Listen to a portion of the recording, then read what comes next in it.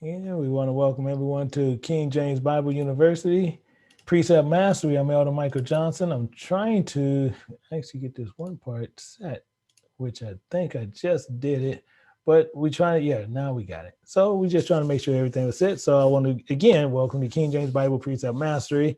I'm Elder Michael Johnson with the Lost Sheep of Israel. And I told you I gotta take that out. I knew that was going to happen. So today we're going to be going through Romans, and it's set in a couple of places because we're trying to check one thing with YouTube that we've been having a problem with based on whatever reasons that they're doing this to us. I don't get, but we're trying to make sure a few things is actually happening. So before I do that, and actually they even showing the wrong one up as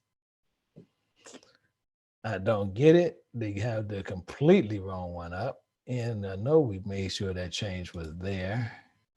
So what we're gonna do, I need to make some edits here to where I can do this real quick. So just bear with me for 1 minute. And I'm gonna put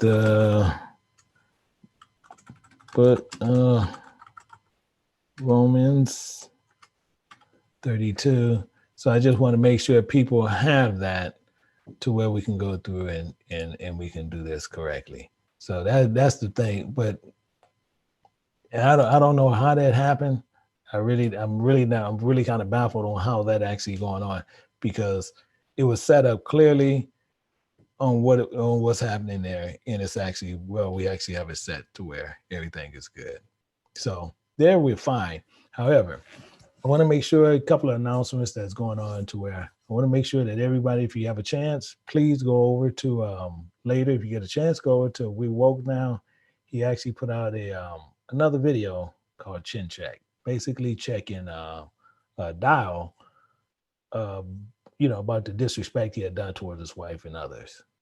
But actually, a very good video, and he actually literally making sure Dow Michael Williams, who goes under the name of Michael Israel, which technically is Michael Hebrew, and you got Little Rufus and the rest of them. Basically, he's putting them all in pretty much check, and he actually made a statement to them. So get a chance, please go over there and check out the thing. I'm gonna also put the link in here to make sure people can actually go and see it. However, as we're going to do, we're going to move forward and we're going to be looking at the same thing as yesterday. If you get a chance, you can actually go over to KJBU, which some people was over there. You can go over there.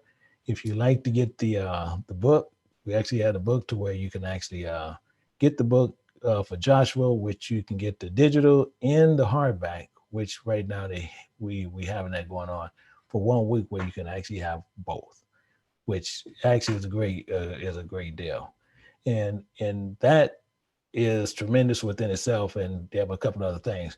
We do have the fringe kit should be with us within about a week or so, which is really good. So that'll be there.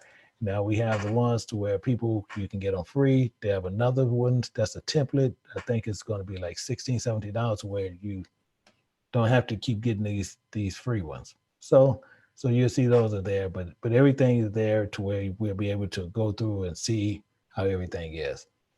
Now, today what we're going to do, we're going to go through Romans. We're going to be looking at Romans and we're going to pick up where we left off at. Now, the problem here is with Romans, what most people and what most Christians believe that how Paul spoke to get rid of the law. And as we've been going through Romans, we're finding out that Paul haven't done nothing of the sort. However, as we going through, we picking the verses apart, but as we picking them apart, we finding out and understanding what Paul is saying all the time.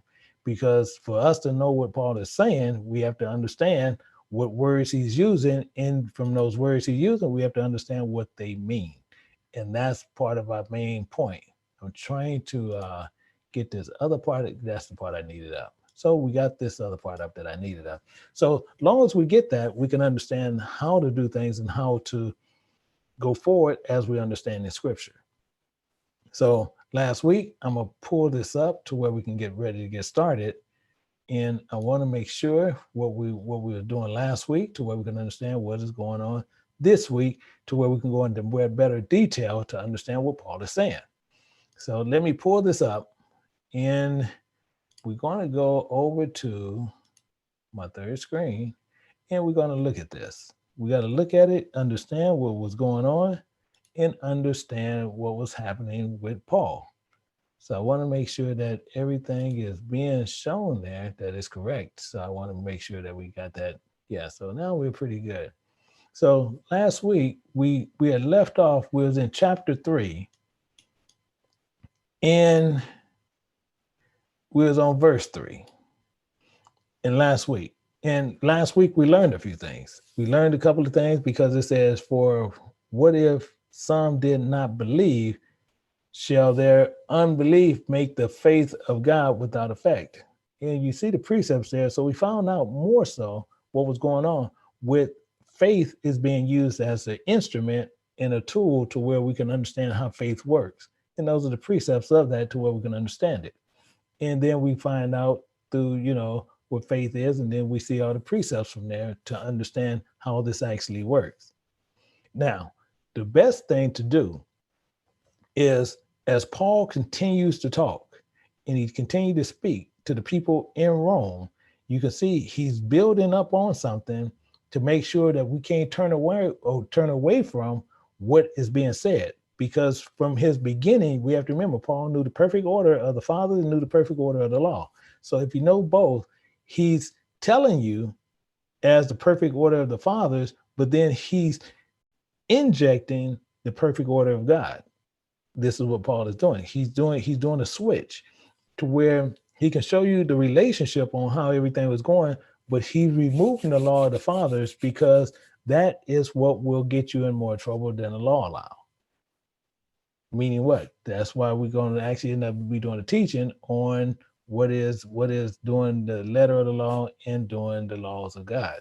Because many people, as what we're stating even earlier, what I was telling you about, what the spiritual combat people, what they teach on doing the letter of the law, which is an actually straight way. That's what they teach. They teach something that is the letter of the law, which will end up busting hell wide open doing that.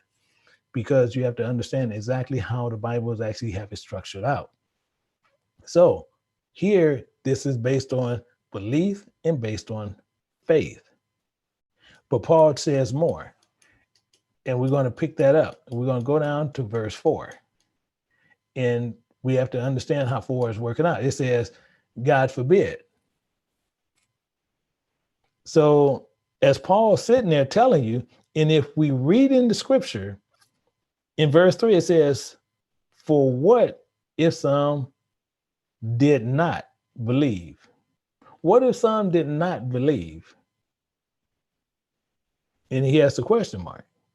But then it says, shall their unbelief make the faith of God without effect? And that's where we was using our precepts to understand what was happening. But the key here is verse 4, and it tells you clear as day. He's telling you, God forbid. God forbid. He's telling you this, no. It doesn't matter what you believe. It's based on what you believe and what you feel that you can make true to God. And saying, well, God's saying this, but I'm going to do it this way. I'm going to be okay. God forbid. Because if God said to do something and then you choose to, well, I'm going to do it, but I'm going to do it in this manner, God forbid. So he's saying, that's why he says, let God be true, but every man a liar. Now, the problem here is, let God be true. Now, do anybody know what true actually mean as a whole? This will be a question to where you need to answer for yourself. What is truth? True. True. What is true? Do most people know what true actually mean? Most people don't. But we have to find out what true actually mean to understand what Paul is actually trying to convey to get us to understand based in the scriptures that we see here when he was speaking to the people in Rome. What is true? So the question is, what if some did not believe? Would that make the promises of God? Would that make the promises of God none effect? God forbid. Because God promised something, just because he promised something, and you want to say, well, I don't believe what's on this paper. It doesn't matter what you believe. That's the point. Because God is who he is. So it's absolutely no. And then it goes on right here, as I said, so let God be true. Now, do we know what true mean? Because true and truth, do they mean one and the same, or do they have the same meaning? See, this is the problem that we run into. This is the problem that many of us are going to have based on what we like to do. We like to use dictionaries, commentaries. We like to use concordances. We like to, they like to go to Google. They like to go to Blue Letter, Bible Hub, and they like to get the definitions on what man saying truth is. This is the problem. We have to find out what truth is according to the Bible, according to what God says. And as I used to say all the time, the Bible is a Bible, commentary, dictionary, history book, all rolled into one. But if we take the proper time and do our due diligence, and we do our studies properly, we can understand what he's saying, because then we can find out what he's talking about all through the scriptures. So the question will always come through, can we rely or be knowing what is true? Because he's saying, let God be true. And saying we can't use this saying, well, I believe true is this.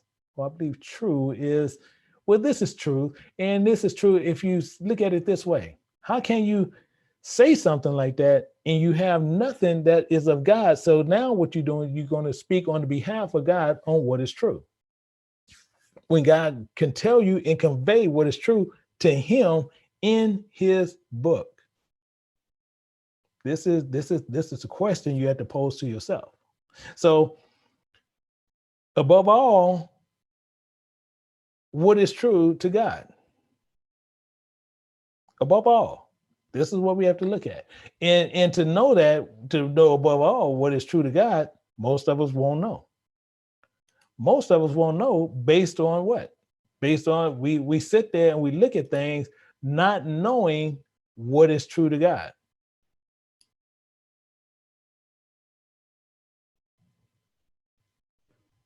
This is the problem here. So we need to know what is true to God. Because if you sitting there and most people are saying, well, they in relations to one another, truth and true, it's kind of a relationship in a way. Okay, so why just don't put it in that way every time you look in the Bible?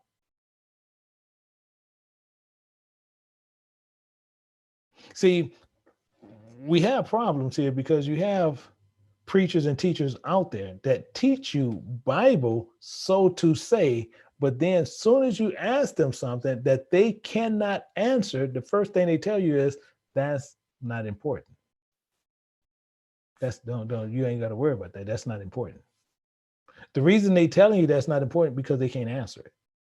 The reason it's not important because they don't know the answer to it. So it's not important. It's not even to where they can say, well, let me go back and do the study and I can come back and give you the answer. No, it's not important. That's why it tells you. But every man's a liar. So we need to find out what true means. What true means. And let's look at some things. Let me pull this back up to where we can understand from there, we're going to go to the book of remembrance, and we're going to look at this all together. And it says, again, it says, let's start at verse 1, and we're going to work our way down. It says, what advantage then hath the Jew, or what profit is there of circumcision? So with all this, we found out what it was. We went through these the past couple of weeks, and this is where we find out what was going through everything. Verse 2, it says, much every way, chiefly because that unto them were committed the oracles of God, these messages, these utterances of God, these parables, these dark speeches. That's what it's speaking of. But we need to be able to properly go in and be able to explain this to someone when someone is asking, because most people sit there, oracle God, and they sit there, they're going a whole nother way besides just telling you what it is, because they didn't know what it is. Why? Because they went into concordance, or they went into a dictionary to see what man said it is, and what man said it is, then they're going to say, this is what God said, and that's what God said. In verse 3, it says, for what if some did not believe? What if some did not believe? Believe what? Everything that Paul been talking about. What if some didn't believe that God said that he was going to raise up a man from the dead? He's going to go back and get his spirit and bring him back up. What if some didn't believe that? What if some didn't believe that the righteous shall live justly and live an eternal peaceful life? What if some don't believe that? These things are conveyed in the Bible. It says, God forbid, let God be true. Why? Shall their unbelief make faith of God without effect? See, most of us will sit there and think, well, he can't do nothing. It has no effect on me. Based on what God's saying and what God's doing, it has no effect to me. And everything that you do in this world will affect you based on how your relationship is with God. Doing anything or not. Your end time is going to be based on what happens. Meaning this, God forbid, let God be true. And what is true? What is true? Most of us don't know what true is. But we have to understand what true is to understand what Paul is saying. So let's look at this and see what it means. See, because true means he can be reliable. Where this source is coming from, he's saying, God forbid, let God be true, let God be reliable, but every man a liar. So he can be reliable. Why? Because you can go back and look at all the history and see what the Most High God did, and you can see his word don't return void. When he makes a statement, it's going to come to pass. Let God be true. Let him be reliable. So we need to look at this to support what the thought is and how God sees it. So we're going to go over to, and then we'll fill it in, but we're going to go to Isaiah. And let's go to Isaiah. We're going to understand how this actually works out. Isaiah chapter 65, and we're going to pick this up at verse 16. To understand how let God be true. It says, he who blesses himself in the earth shall bless himself in the God of truth. And it says, and he sweareth in the earth shall swear by God of truth, because former troubles are forgotten, and because They are hid from my eyes. So why is that there? And why is this kind of coming out a little bit more convoluted than more so? Because we need to understand what this is talking about. Going to pull this in a little bit better. We're going to go to Jeremiah chapter 10, and he's going to clarify everything what his partner was talking about. And it says, but the Lord is the true God. So if he is the true God, then he's the reliable God, and he's the one that you're going to be relying on the information that's being given to you to have eternal life. Meaning the same thing. He is the living God and an everlasting King, that his wrath in the earth shall tremble, and the nation shall not be able to abide his indignation. You believing, no matter what someone else said, if God said it, then you believe it. It's the same as a child. If the child parent tell them something, the child can care less what you say, because they're going to hold to what their parent said. Because if they parent, every time the parent says something, the parent follow through, they know their parent is going to be honest with them on everything. Whatever the parent says, they know this parent is true, and you will always be counted as a liar.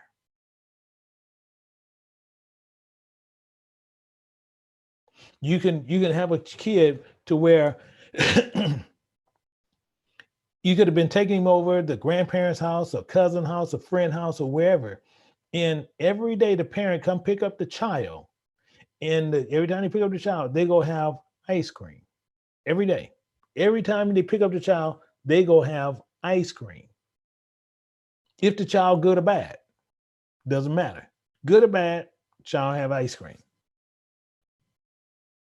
No matter how this child act in this house where he was being taken care of, when the parent picked him up, the parent took him to get ice cream. Now, the person who was caring for the child tell the child, okay, I'm gonna tell your parents on you that you haven't been good today, and you are not going to get ice cream. And the parent told the child that morning, we're going to get ice cream. What flavor do you want to get today?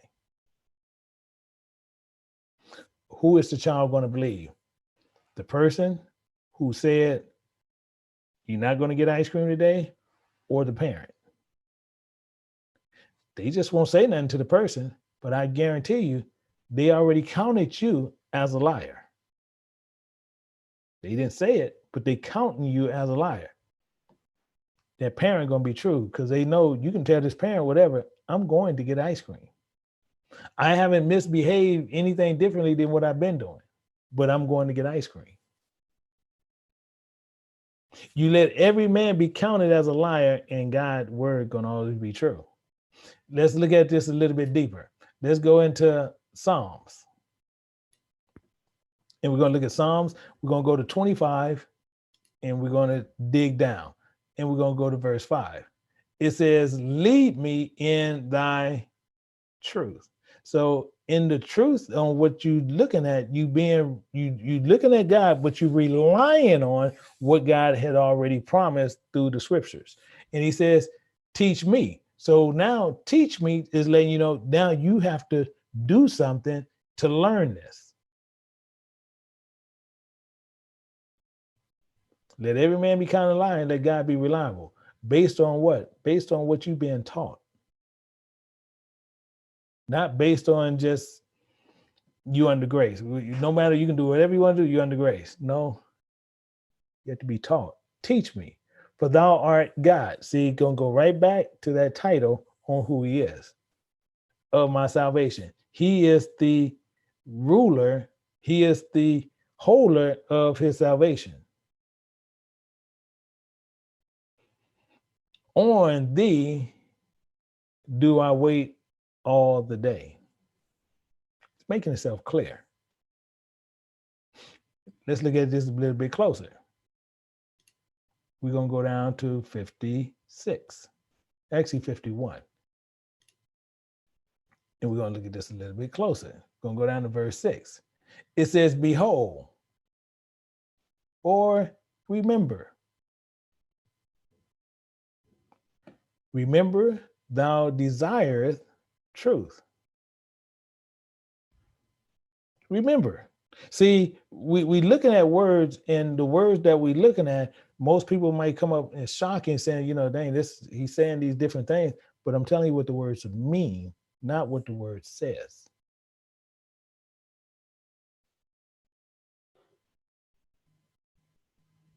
This is the problem that we go through. This is why you have people, when you need to teach them with understanding and not teach them according to the letters.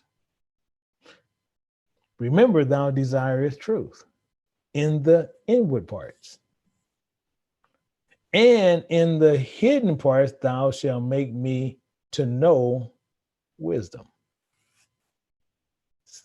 Clear scripture. But he gets even better. Let's go and get a little bit more. We're going to go down to 86. 86 in verse 11. To understand what true is. 1, remember, keep that in mind. Remember, for thou art great.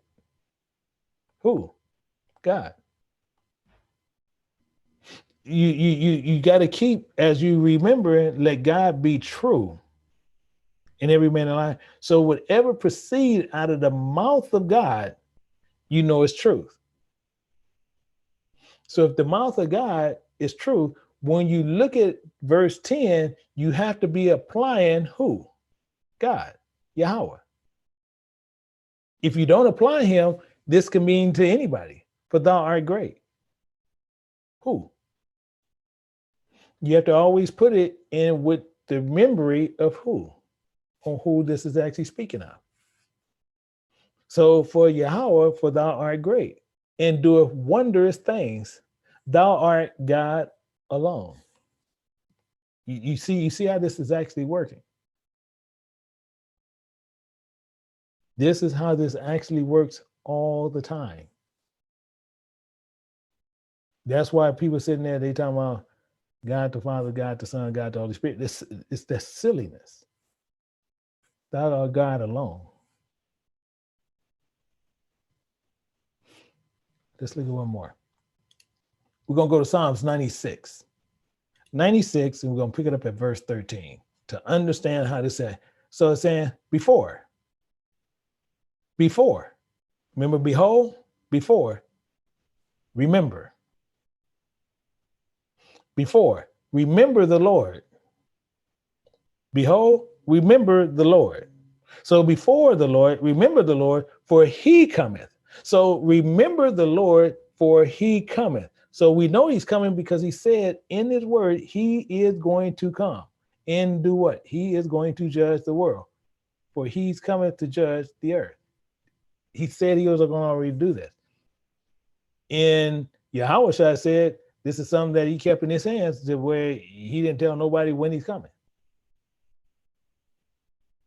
So remember, he said this. So we have to remember this based on us studying the scriptures. We know what he's already talking about. So he's saying, remember the Lord. Okay, remember what you want me to remember. But he cometh. Yeah, okay, I know he's coming. For he cometh to judge the earth. Yeah, I know that's what he's coming to do. He shall judge the world with righteousness. Oh. Then you can say, that's interesting. He's going to judge it with righteousness. So when you want to study that part, now you need to find out what righteousness is. And we already know. You can go to Psalms 119, 142. You can see what it is. It's truth. In truth, what? Everything that's proceeding out of the mouth of God. That's what it is. Why I said, in the people with his truth. Not what your truth, what we've been saying from the beginning, not what your truth is, not what someone else's truth is, not what someone else trying to show you what their version of truth is, but it's what God's truth is what you have to be judged on. So it pays for you to do the studies on what God is saying, to where you study that and know how to operate what truth is. Because if we don't know what truth is, we won't know what true is. True is being reliable. Reliable. Truth is speaking of something different. So if you have truth, Truth, if you have truth, then you can rely on what is being stated of God, reliable. You following that? If you have truth, then what God says will be reliable to you, because you're going to do what he's saying and you're going to hold that as truth. It goes back. You see how it works? That's why you work in two different things. So to make sure that we're completely clear, true, True, is one thing. That's being reliable. That source where you got that, you know, when you read the Bible, you know the Bible is true. It's reliable. That's all you want to hold it. This is reliable source. And you're going to be held on what the utterances in the oracles of God are in the Bible. Truth. Whose truth is it? It's his truth. It's his book. Let's dig a little bit deeper on truth. We're going to go to John. We're going to go into the New Testament because Yahushua explains this beautifully. He explains this. And we have to go to where we can get precepts to get the one who can explain it better for everybody that can understand it in an easier way. So we're going to go to John chapter 15, and we're going to look at verse 26. It says, but when the Comforter is come, so when the Comforter is come,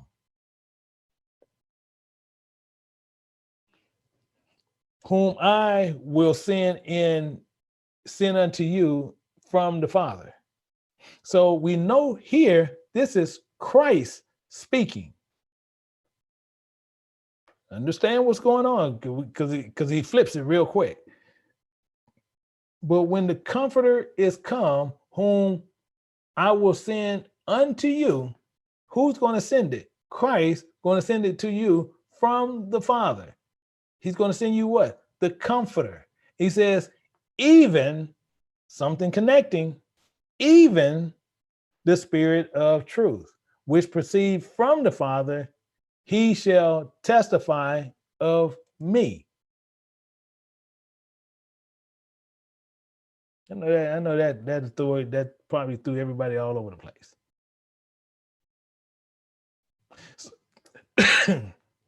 So the Spirit of truth is going to testify of Christ.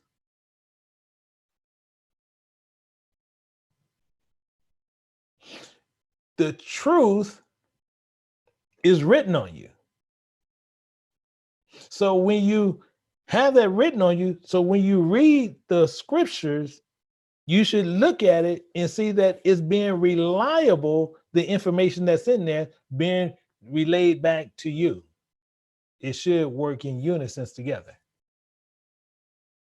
That's technically what he's saying in a nutshell. The point of every man being counted as a liar. Every man is counted as a liar. Why? Why he's saying it in that way? Because every man, you need to rely upon that one source on who the book is and who it's speaking of. And that's your husband. This is your husband. So if he's your husband, then you have to rely upon what he is saying, not what someone else tells you. You have to rely on what he's saying. Because if you rely on someone else and someone else tell you, well, no, you don't have to do it that way. It's just the way. What did your husband say? Let's look at this. Let's go to Psalms. We're going to go right back to Psalm to where, because we need to understand how this actually is working out. We're going to go to 116 and 116. And let's go down to verse 11. We're going to park there. And he says, I said, in my haste, all men are liars.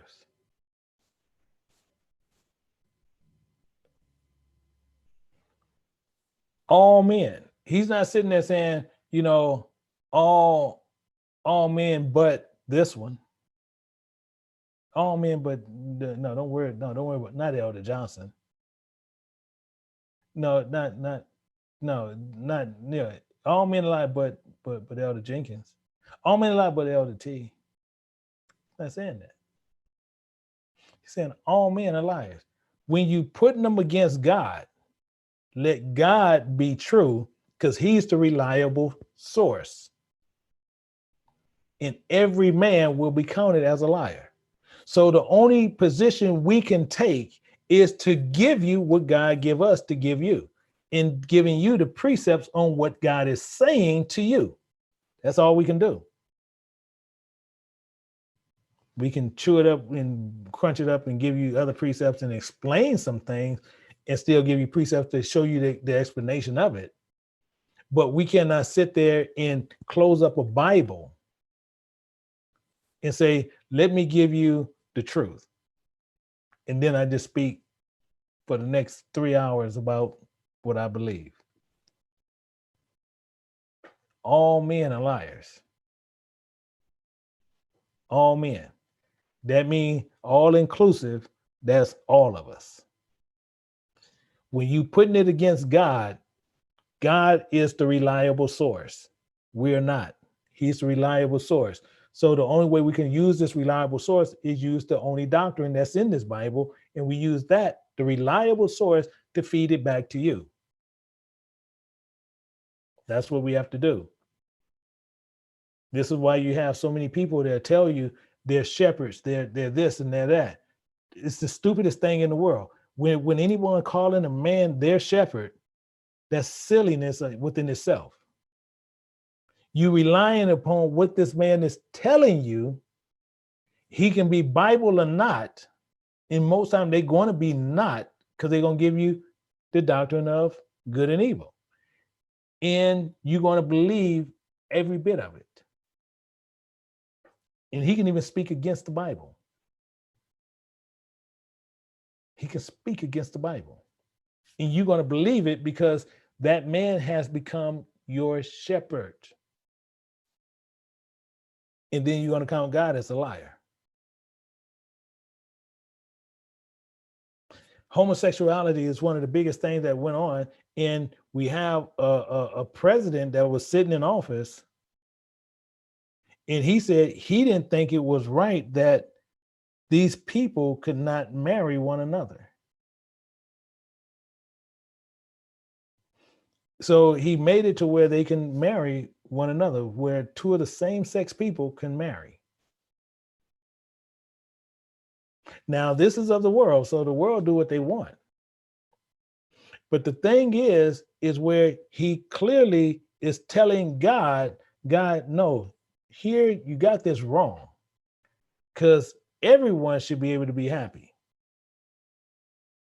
Everyone should be allowed to live their life the way that they choose to live it. If a man want to live with another man, a man want to marry another man, a woman want to marry a woman, a man want to marry a dog, a man want to marry his pig, his sheep, or whatever, he should be allowed to do so. Who are we to judge him? The Bible tells you something different. The Bible says these are abominations. But that president saying, no, it's not. If they want to marry one another, they should be able to. So who's the liar? Is God the liar, or is that president the liar? This is how you judge that. This is the problem with that. You have people sitting there saying, well, we can take this here and we can eat catfish. We can eat duck. We can now do these things. We can eat horse. We can eat ostrich. We can eat these things because this is another meat that is healthy for you. Based on our research and our technology, we've found that this is more healthier than to eat a sheep or to eat a cow or just to be a complete vegan. It's actually healthier for you to eat this. Now, the man is telling you this based on his knowledge and his education on what he has went through the world. What did God say? Who is reliable? Is the man reliable or is God reliable? The man gonna write a book and he's gonna tell you what he's relying on. He's gonna write it and he might have a couple of references, people in there where he done referenced and used some of the technology and information. And then that pits against the book of remembrance. And they don't have no references of anyone. He's God alone. This is the difference we have to look at. So who's reliable? God or man? And Paul made that clear. You count God as true. He's reliable, and every man a liar. All men are liars.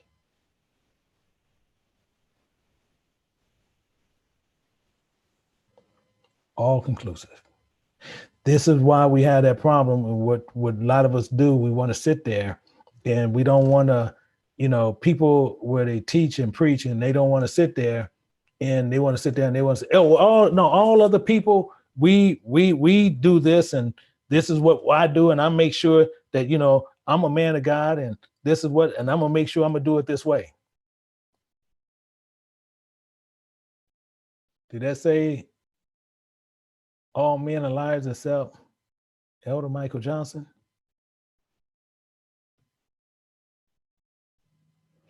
I go outside of this book. That's all of us. He can care less who he's. This is not here to be apologetic to anyone. And if I'm a servant of God, and he's sitting there and he's telling me this, and he's telling me this right up front, all men are liars. Now look, last time I looked, I'm a man.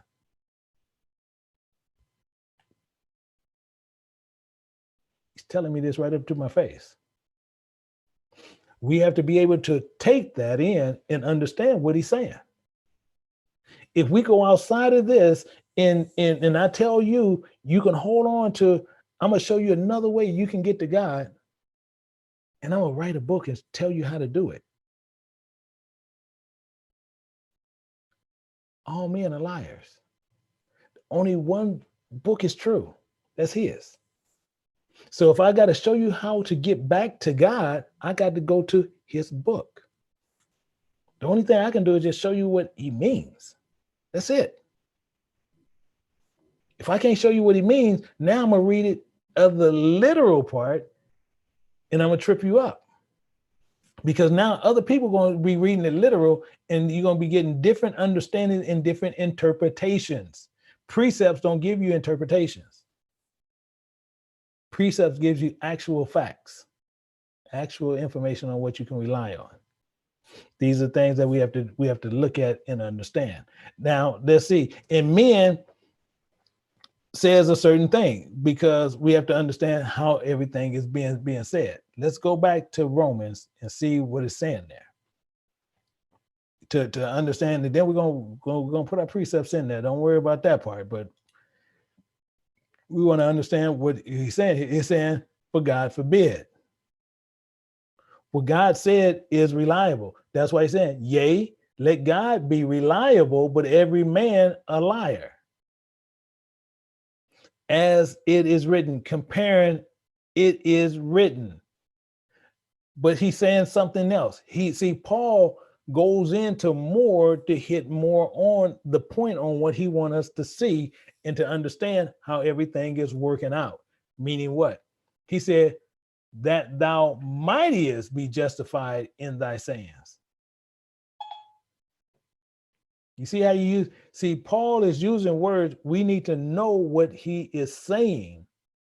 Because other than that, we look over what Paul said. We can't take those chances. When we take those chances, we're going to miss the very meat. It's just like we're going down a buffet and you picking and choosing what you want. And the main thing is same thing. Like you might have a favorite thing that you want. I don't care what it is, meat or vegetable, whatever it is, the favorite thing you want. And they have dressed it a certain way that you're not used to physically seeing. So as we walking down and you looked over the whole buffet line and you looked over what you was really coming there for. You looked over it. Why? Because you didn't take the time to study each tray on what was there. When you seen something you didn't know what it was, you didn't question the chef and say, "Excuse me, chef, can you what is that right there?" Oh, that's Spanish, but we did the Spanish in this way, we did it in that way, and in it like this, but this is Spanish. Here, they give you a little spoon. Here, taste it. Oh, man, it's good. But you didn't study that. So you just looked over it and you just went past it. You're doing the same thing here. It's important for us to understand how, when we look at this as a whole, we understand what he is saying every time, every step of the way.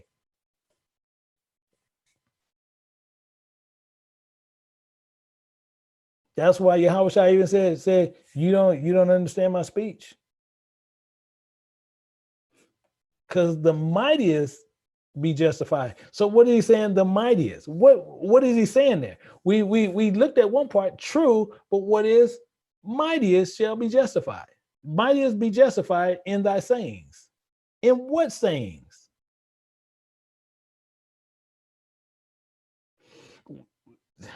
We know most of us probably read Romans 2, 3, 4, 500 times. Easily, people who really just try to say we'll study the Bible, we read it a few hundred times. If you haven't read it a few hundred times, I guarantee you done went through it in pieces of it 200 or 300 times.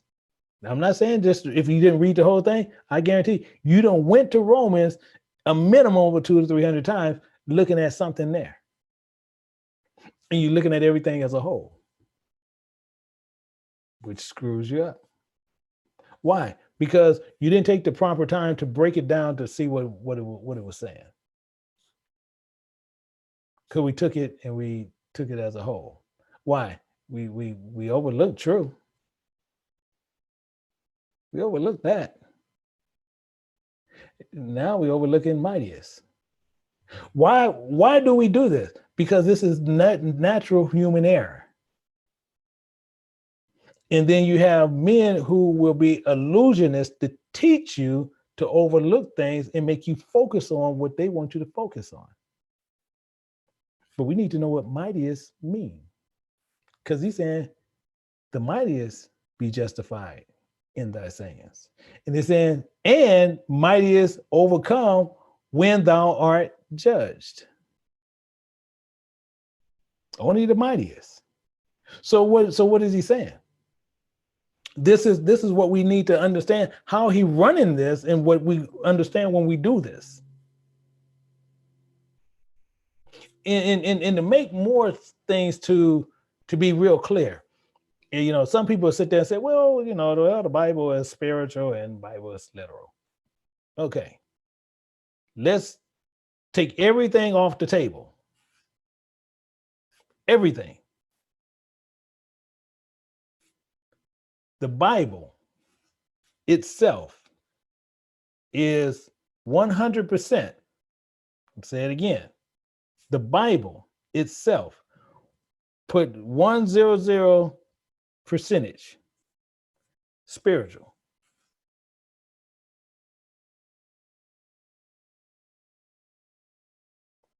Spiritual. I'm going to show you 2 verses and we're going to prove the point, and we're going to come back to the main piece here, because we have to understand what this is talking about. Now, we're going to go to 2 places just to understand how this works out.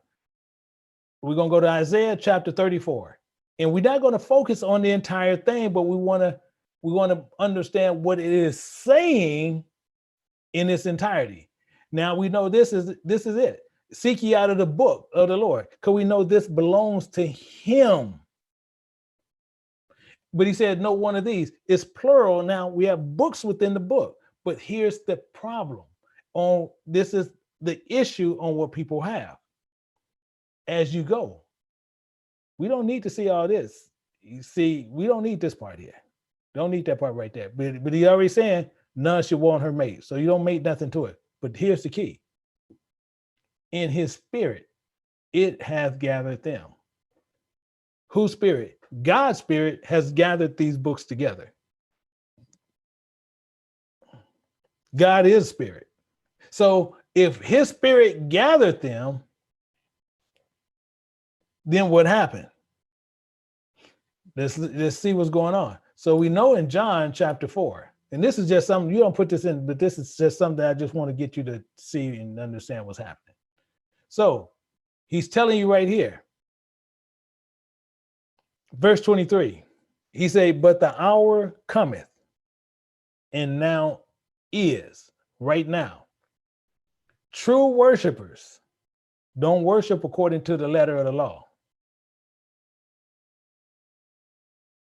True worshipers don't worship to the letters that you see on paper. That's the law. The law is the letters. The letters is the law. The law is the letters, and the letters on paper. And it's telling you, worship the Father in spirit. Spirit. Why you have to worship in spirit? Because in the spirit and what is written on you, truth, because you can look at Jeremiah, you know this, so you know this is true. And that's what it says. For the Father seeketh such to worship him in spirit. So if you reading something literal, how you going to read this literal and he's telling you to worship him in spirit? It don't make sense, do it? It becomes silly when you worship the Father in literal, in carnal, and in truth. Because most people know, well, I know that's the commandment. So if you're going to worship the Father in the flesh and in the commandments, really? This is what Paul's saying. Paul is saying this, and Paul is repeating this. But he's saying, for the Father seeketh such to worship him. So the Father is looking for them who's going to worship him in this manner. Not in literal. Literal going to get you killed. Many of us going to get killed messing with literal.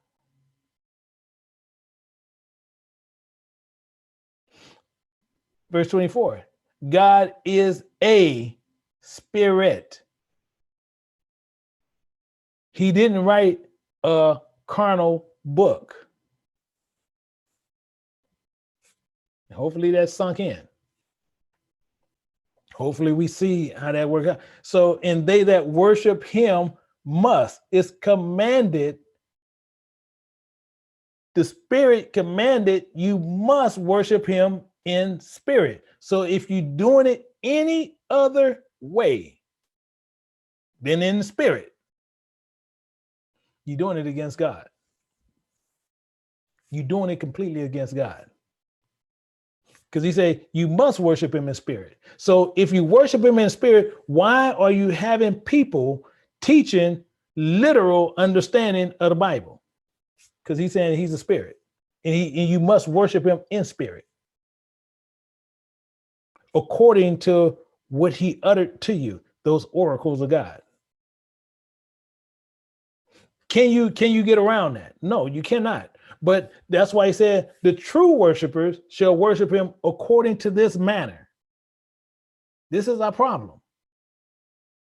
Because another big problem is, that's why, I used to say it a lot, and I'm going to go back to really using that a lot more, where people like to go in other places and they'll go bring doctrines from somewhere else, and then they come over here and then they want to question what is being taught here. Stay where you are. If that's what you like, you stay where you are. This channel goes up and down. I'm not here to answer the question of what someone else taught you. I'm not here for that. I work for the Most High. I'm here for true worshipers. As I said, the true worshipers, them are the ones I want to see according to this Bible. You want to go get doctrine from, I don't care who you go get it from. Don't come to me or come to Elder Jenkins or go to Elder T and question them based on what we have taught, based on what someone else told you. Don't come to us with those doctrines.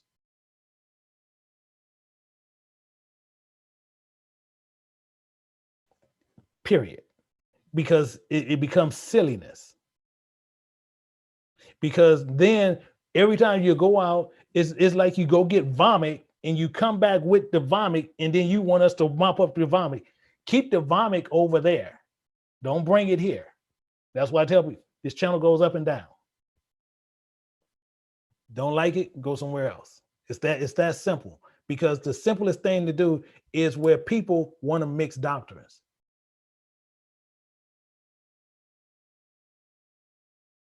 This is the problem. Paul is saying this exact same thing. Every man going to be counted as a liar. So you got one man telling you one thing, you got another man telling you something else, you got another man telling you something else, you got another man telling you something else, but which one's giving you Bible? Because the Bible is true. The man is the liar. The flesh is lying, but the Bible is true. So if the man showing you truth, the Bible just using this man to give you the truth. But other than that, you don't rely on that man. The man is irrelevant. Meaning what? Well, that's talking about you. Yeah, it's talking about me too. I'm irrelevant to the point. I'm nothing. But you have people want to put themselves on these pedestals as if they are something. If I was something, I wouldn't die. But I know I have a death date.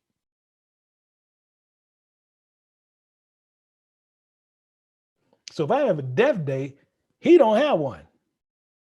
Why? He's reliable. He sitting there, he made a statement that man's going to die.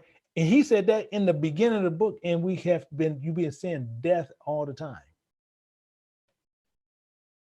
Don't be judged. Don't get caught up in the wrong judgment.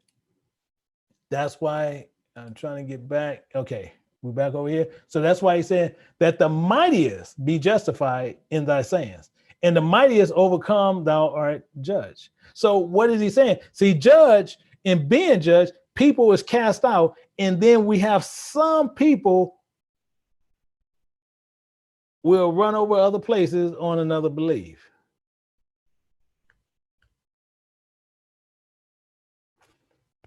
Let's pour this in a little bit more. We gotta pour these reins in, and we gotta tighten up on what we have done. Now we're gonna look at Matthew chapter 5, verse 13. Told you, Yahweh Paul gonna explain a lot of this stuff to us today. And it says, ye are salt of the earth. Why?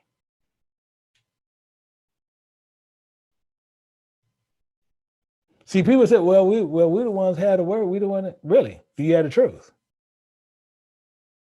Do you have the truth? Well, we're salt of the earth. Okay, but do you have the truth? But I'm the salt of the earth. Okay, do you have the truth? Well, uh, uh, uh, the truth is the commandments of God. Okay, do you have it?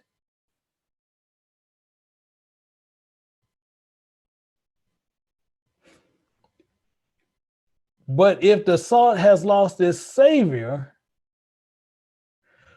wherewith shall it be salted?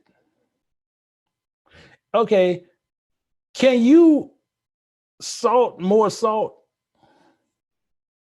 He's asking this, that's the question he's actually asking right there.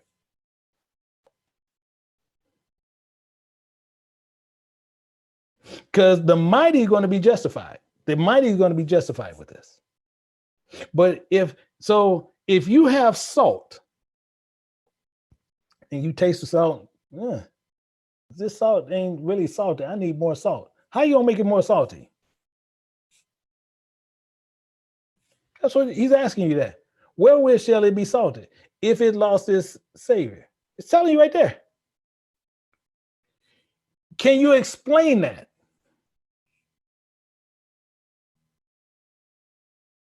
See, we've been in churches from year in, year out, and these are viable questions in the Bible, and they'll read over it, and we'll sit right there. Yeah, he did a good sermon, and didn't even know what he was saying. That's just like you sit there and you, hey, I'm just gonna use these brothers because we teach the guys. Hey, Elder Jenkins, hey man, can you give me some salt? Okay, hey, yeah, let me get you. Oh man, no, hey, I need more. I need some more salt. Yeah, I just gave you salt. Yeah, but this ain't salty, and I need salt. You gonna look at me like I'm crazy? Hey, Elder T, hey man, I need some more. I need some more pepper, man. Okay, yeah, this ain't pepper, and I need more pepper. What?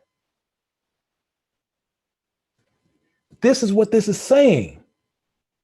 And he says, it is thenceforth good for nothing, but be cast out and to be trodden under foot of men. Meaning what? So what do this mean? How can we work this out?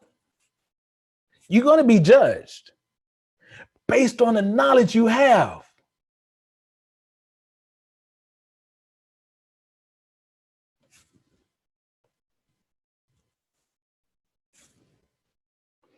And what have done, so when you are tested, let's go back here. We're going to pull it in a little bit more. The mightiest is justified in the saying. These are the ones who hold on and know what God is talking about. So when you sit there, and the mightiest overcome when thou art judged. So when you are cast out, you're judged. You stood before people, and people has went against you on all things. And you showing them Bible. Are you gonna lose your Savior? Are you gonna come less salty? Or are you gonna be just that same strong salt that's always been coming out?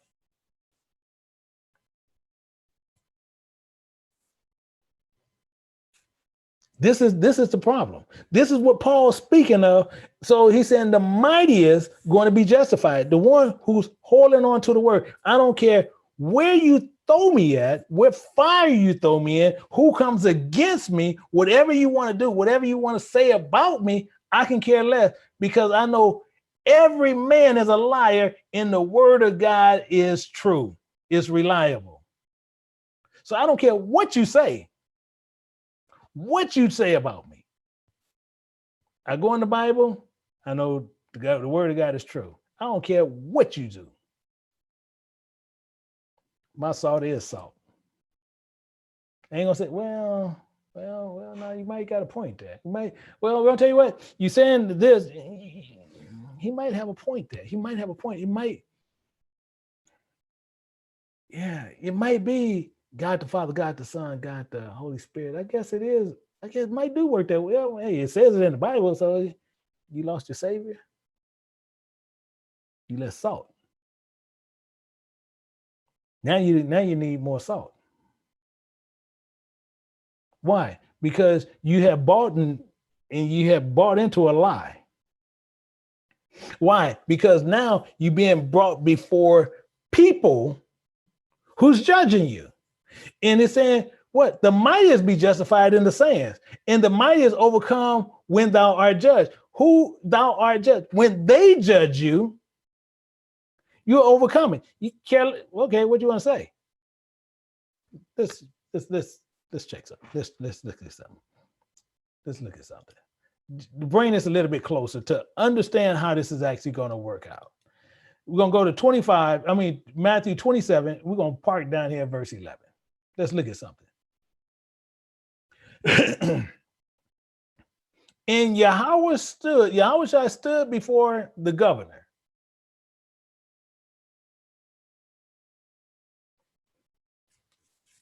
He's before everybody. And the governor asked him, saying, art thou the king of the Jews? He's looking for a response because he's asking a question. So is he going to lose his Savior on what he believed that God given him with the Holy Spirit resting on him? Did he lose it? Because that's this question. Or are you going to sit there because all he had to say is, no, I'm not a king. I never said that. I don't know where he got it from. And I was teaching this stuff and I was just crazy. He's good. But and Yahweh said unto him, thou sayest. That's what you said. Did he change anything?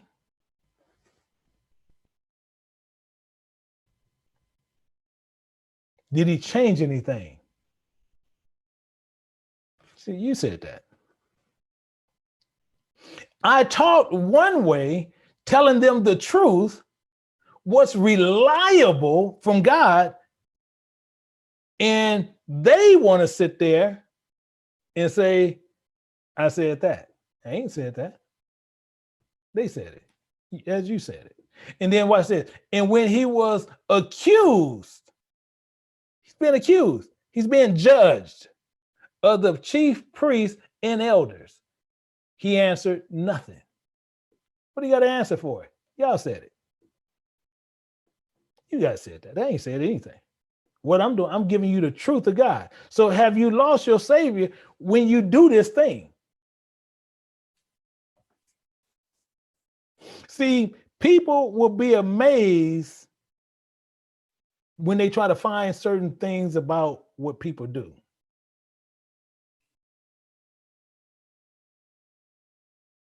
Same as Paul saying here. Paul saying here. See, he said that the mightiest be justified in thy sayings, and the mightiest overcome when thou art judged. Because many people is going to judge you. Many people are going to judge you. Many people even want to call and they judge me on many things. I already know what I was getting into. I know I'm gonna always be under a microscope. We had fools at one time, they sitting there saying, well, we want to see Dr. Shaul. Well, we want to see him. Okay, Dr. Shaul don't feel you on these things. You don't want to see. Okay, what they're going to prove to you?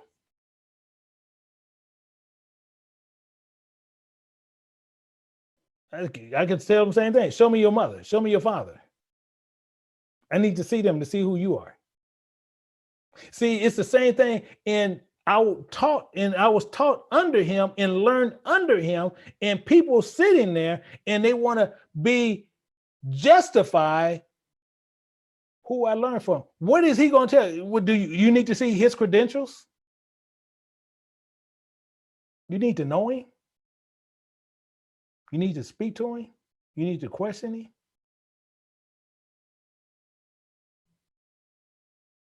These are things where they'll sit there because what they'll do, they'll say, he didn't come out of that no one west. He ain't came out of no camp. He just came out of nowhere. And all of a sudden he's talking this precept stuff. Because the source, and so people tried to judge at the beginning, especially many Hebrews, and they couldn't figure it out. So since they couldn't figure this out, they was trying to figure, where did he learn this from? And he's staying on the same thing. He's not changing.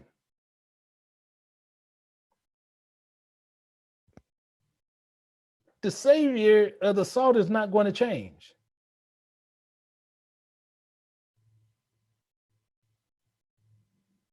For no reason, for no one.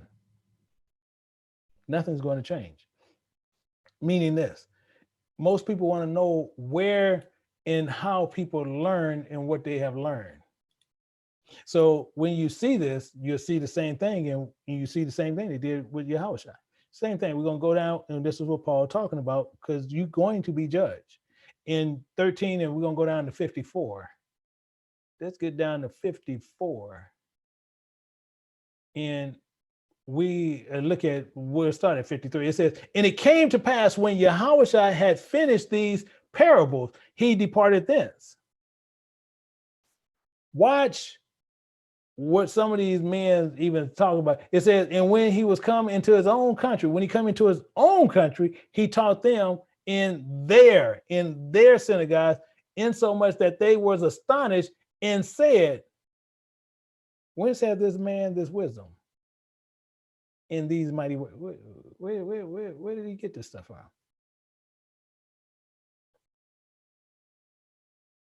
Where did he get this stuff from? So when Paul is saying this, you're going to be judged. Where do you get this stuff from? He ain't never sat with these guys. He ain't never sat with these guys. So where is he getting this stuff from?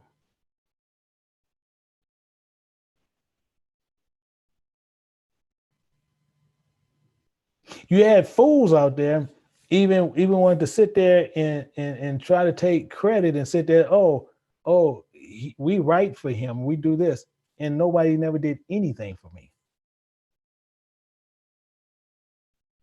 And you have fools out there literally trying to take that kind of credit, and they'll tell people secretly, oh yeah, I write for him.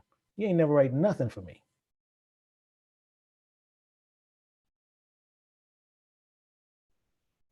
Because one, they're not God. And definitely not the Holy Spirit. But you have people who will do that such foolish things because what they want to do is put themselves in another level. So they'll do these things to betray the people. Meaning what? Let's look at Matthew. Same thing with Paul saying. Paul is saying all this right now. 17:22. It says, and while they abode in Galilee, Yahushua said unto them, the Son of Man shall be betrayed into the hands of men. Why? Why are you going to be betrayed? Because the mightiest shall overcome when thou art judged. You're going to be judged by people. People are going to sit there, they're going to lie on you, do all these things and do all that. But are you going to overcome that? Are you going to overcome this? You have some people might sit there and they'll waver. Some people are going to sit back.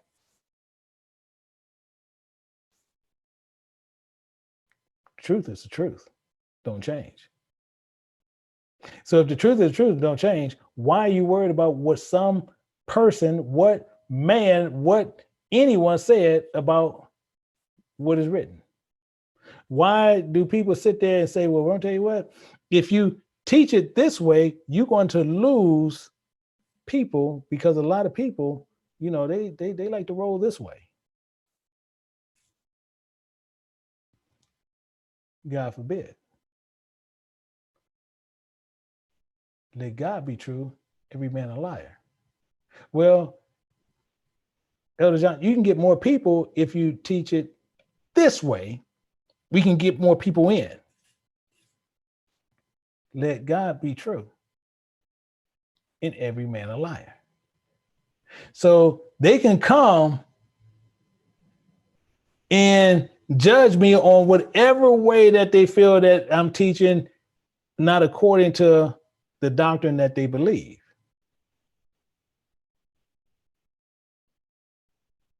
Man, you can get way more people doing it this way. Let God be true. Man, if you put out there and that you're a shepherd and this and that, man, I'm telling you, you can pull more people. Let God be true. Man, I tell you what, you can sit there, don't say you're a shepherd, just say you one of the leaders of Israel. Let God be true. Well, if we can sit there, we can figure out to where we can sit there and say, we are the leaders of Israel, and put something on and dress up and do something. Let God be true. Every man a liar. The focus is not man. The focus is God. So if the focus is God and you teaching what is God and what belongs to God, then why are we worried about? Because the mightiest who stand with God going to be justified by the sayings when they're using the sayings of God. Why? Because the sayings of God is what you teach. And then when they get against you, the mightiest is going to overcome with our judge, because they're going to judge you. That's a guarantee. This is what Paul's talking about. Because you got to stay the course. So we need to put some precepts in here to understand how this actually works out. So I know we said a lot, but we have to put on what true is. True. We got it. 1 second. Let me put this thing in it. True. We need to know what true mean. Actually, let me do it this way. True mean reliable. That's what it's talking about, reliable. So we need to put some precepts to understand it. We're going to put in Isaiah. We're going to put in 65, verse 16. Jeremiah 10:10. Psalms 25, 5, 51, 6, 86, 11, and 96, 16. Now we have that one. Let me go to another level. We're going to go down here. Now we're going to see the spirit of truth. And we got John, actually, here's another. And so we need John. We're going to use John 14, which we didn't use, but because I don't think I used that, but we actually need that in there. 14, 16 through 17. And we need 16, 12, and 13. We have that one. Then we have the spirit of truth. It's another one, which is part of the same. We have John 15, and we have 26. And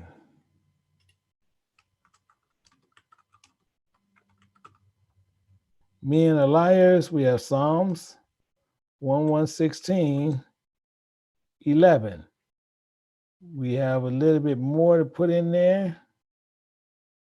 And we didn't actually go through that part yet because we need to see what was going on, but I can explain that in 1 second if we need to, because we know that the word of God is according to the Spirit of God, which we know is John 1:12, which we need. Actually, we can put that one right up here. We didn't use that one either, but this is all part of your precepts that you need.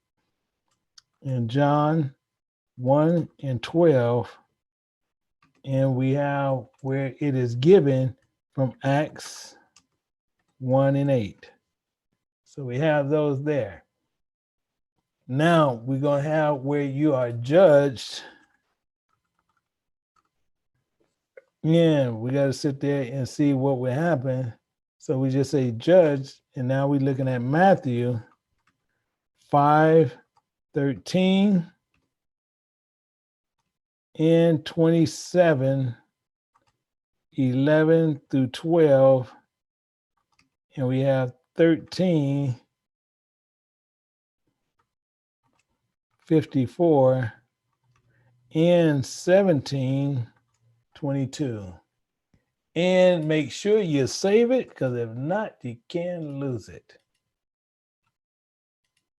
Can you see it? I just want to make sure it's saved. I'm just trying to make sure I'm saving it. That's why I'm hitting it twice. So this is why we need to make sure we understand what's going on. So now, so far, I want to make sure, before I go to verse 5, I want to make sure everybody understood so far what was going on. And the main people who I know I can speak in the back. So with that, I want to see, do we have any questions before we go to verse 5? So verse 5, if anybody have any questions, take the question now. If not, we're going to move to verse 5. And no questions, no questions. So once I move over, I'm not going to go back after you put your hand up and you waited for a minute.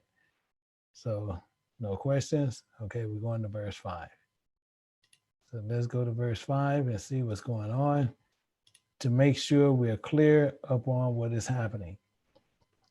Now, as I said, it says, but if our unrighteousness commend the righteous of God, what shall we say? Is God unrighteous who taketh vengeance? I speak as a man.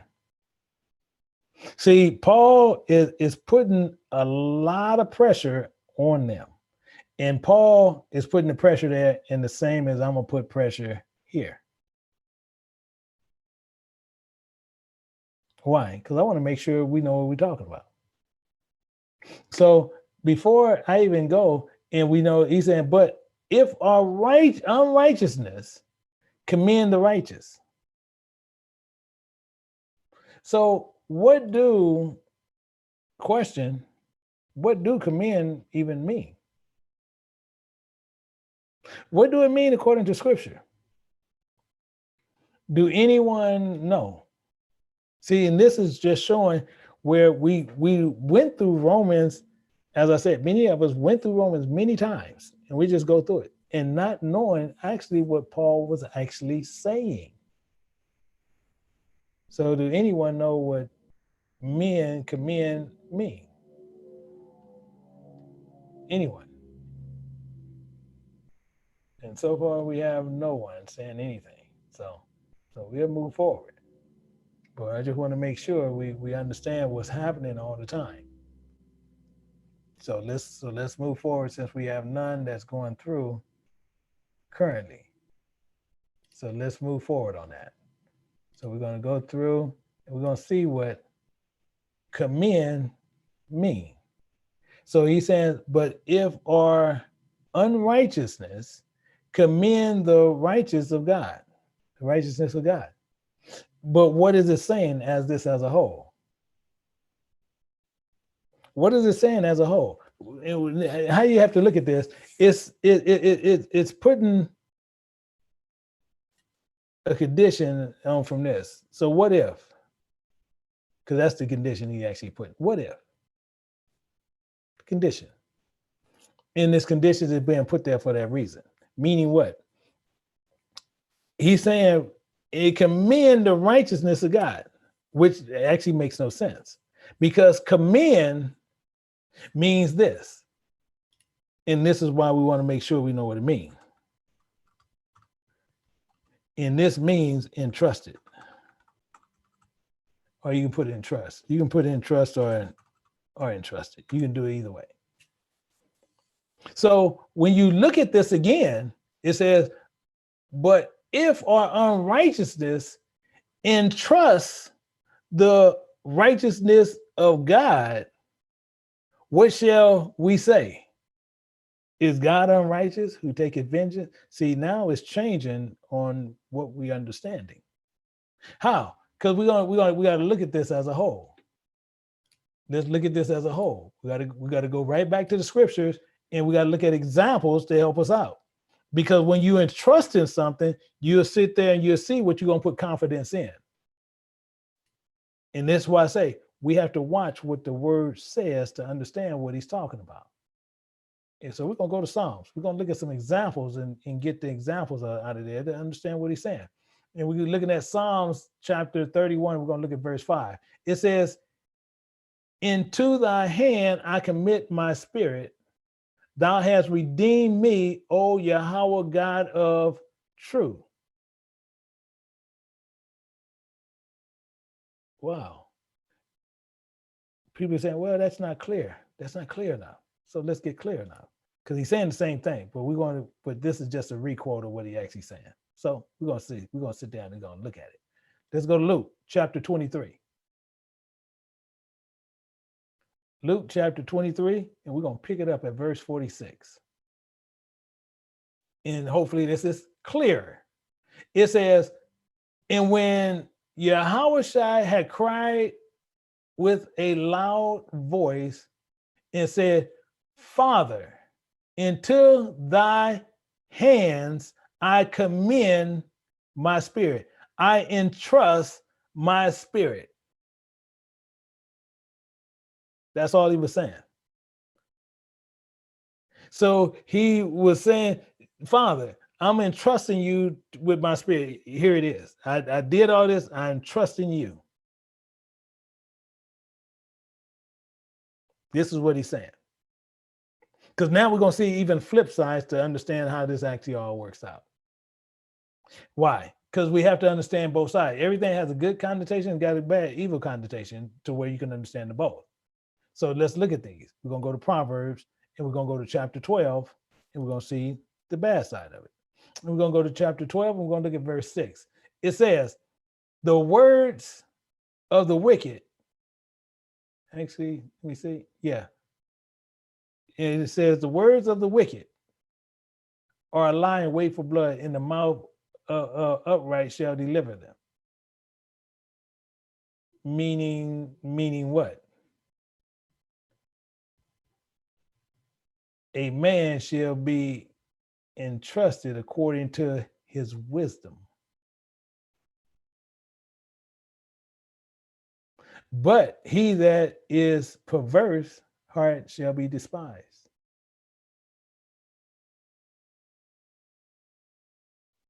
The words of the wicked.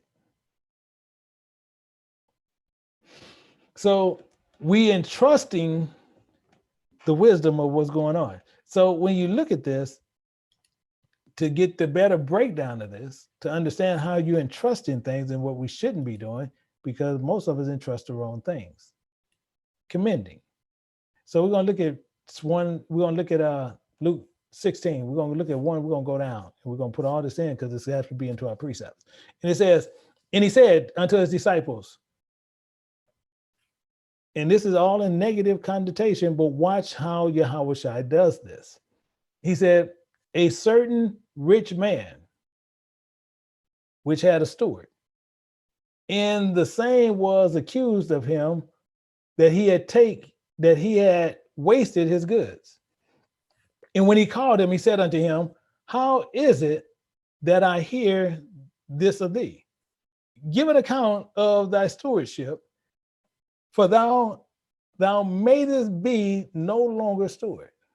And when the steward said with himself, what shall I do? For my Lord taketh away from me my stewardship. I cannot dig. I cannot beg. I am ashamed. He can't do these things. But watch what happens. I am resolved what to do, that when I am put out of the stewardship, they may receive me into their houses. So he called every one of the Lord debtors. See, I'm going to show you what he was doing unto him, and said unto the first, and how much he oweth unto my Lord. And he said, 100 measures of oil. And he said unto him, take thy bill and sit down quickly and write 50. Then said he to another, how much owest thou? He said, 100 measures of wheat. He said unto him, take thy bill and write 80. Watch what he says. And the Lord entrusted the unjust steward. The Lord entrusted the unjust steward because he has done wisely for the children of this world. He has done wisely for the children of this world, are in their generation wiser than the children of light. Are you following this?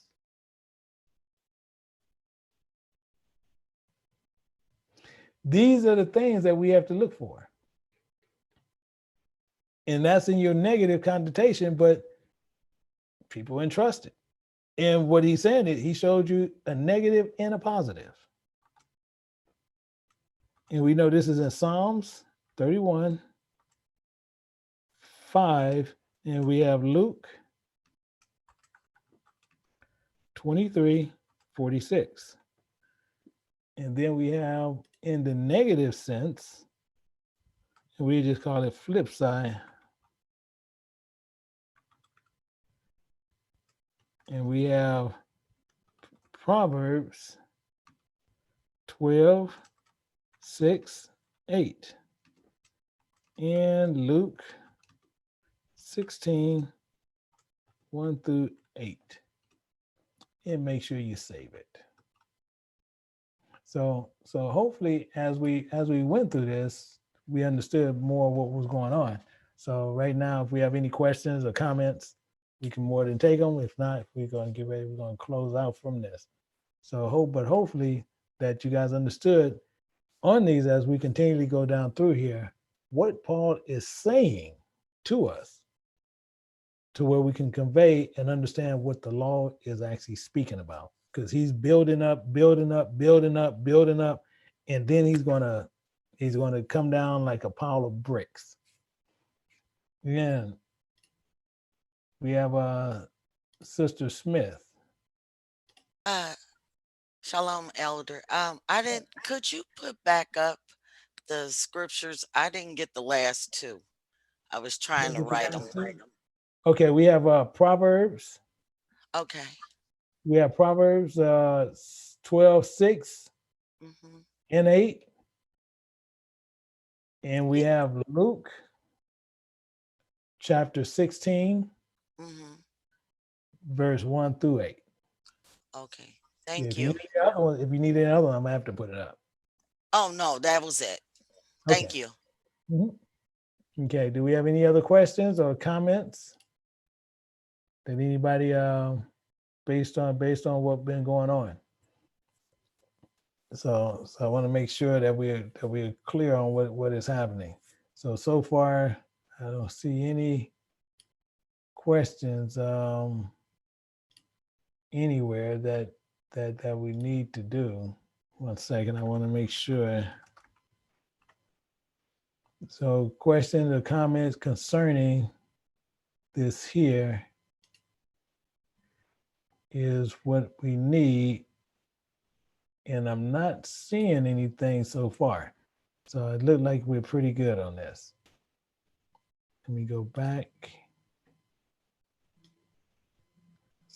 And question, Yeah. No. Okay. Yeah. I'm glad to actually glad you brought that up. So no, Passover is what the registration was. That's why we said for the registration for the Passover is actually going to be doing it in March. And I will everybody who registered, you will be receiving an email, and we're going to give you the date. So I do appreciate everybody who did register, and that was one of the questions came up. But no, the Passover is actually going to be in March, but we had a deadline date for you to register for it. And then what we're going to do, we're going to send you a email, and there's some things that you're going to purchase that is out there going to cost you about $7 that you can go at your local stores in your areas. You can get it to where we can probably all do it together. Now, the main thing is we have a lot of people who did not actually provide phone numbers.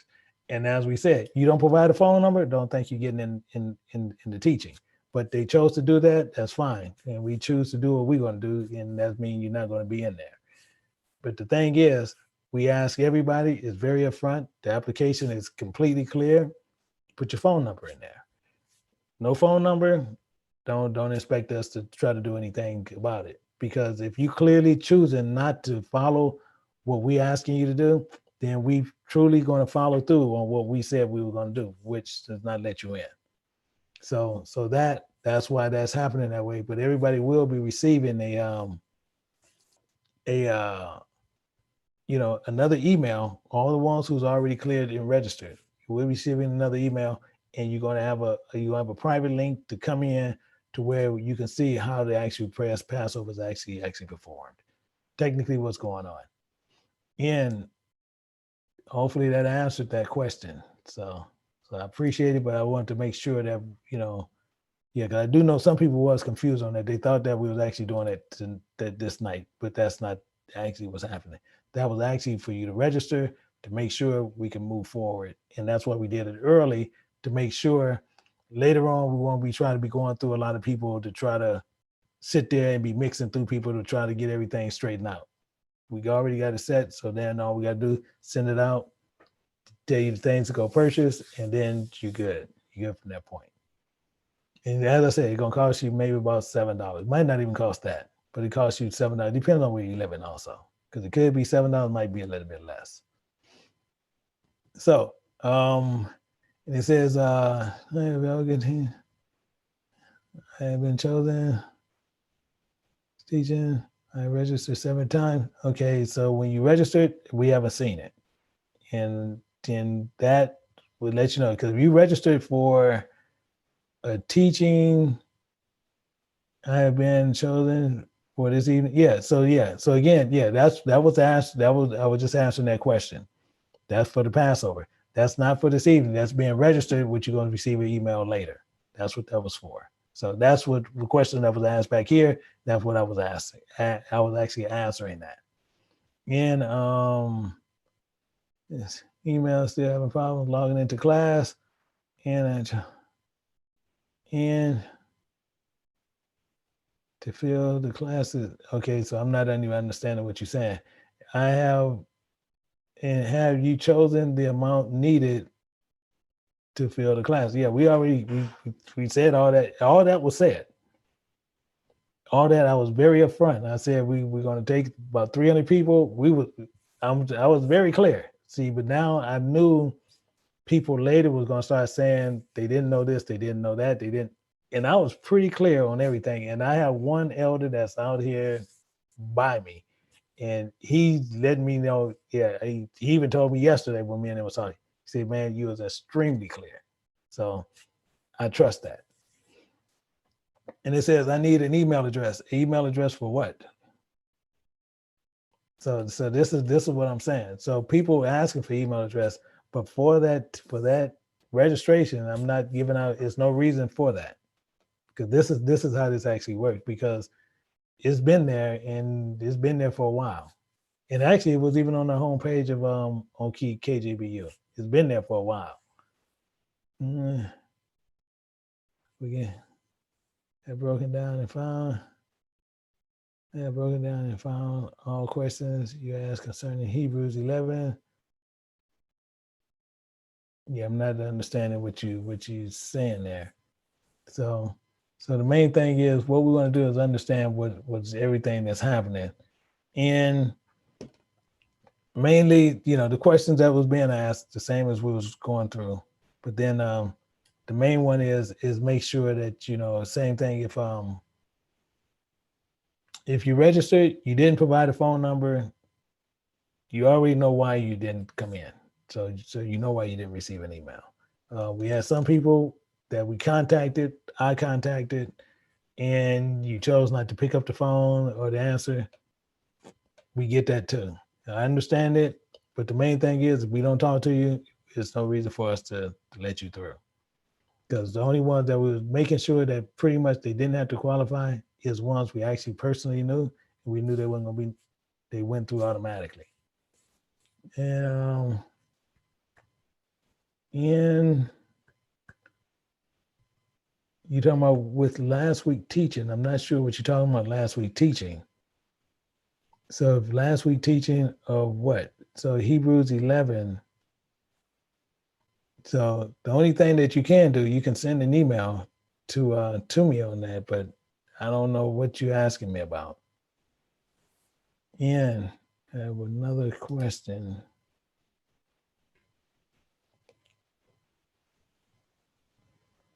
And is Matthew's 23:3. Let me see. We're going to go there real quick. And we're going to find out. Because they're asking, let me go to the scripture. We're going to look at that part. 23:3. And it says, all therefore whosoever they bid you observe and do, but do not after their works, for they no, that's not actually I wouldn't use that with that at all, because it's telling, because you're going to go under a lot of judgment through them. So this is just observing what the ones tell you what to do. So we're talking about it's talking about two different things. In Matthew 6:5. It says, and when thou prayest, thou shalt not be as the hypocrite. Yeah, this is not talking about that. When we're looking at Paul, we'll go back to Paul. And let me go back to Paul. We'll sit there and we'll look at that one. So in 3, it's telling you, so it's making their unbelief. So the main thing is unbelief or based on what God said. That's the whole premise of everything. And based on what Paul been building up to, is all what God been saying. So he's saying, based on what all God have said, based on what these people are telling you, do that make, God's word without effect? That's what Paul is saying. And no, and it don't. So that's what that says. So that's how you look at that. And then when people sit there and say, no, well, we can do it this way, this is what people do. So that's why you look more so to where you'll see, like in Isaiah and a lot of other places, where people will preach or teach something, and they'll sit there and they will tell you based on what they believe.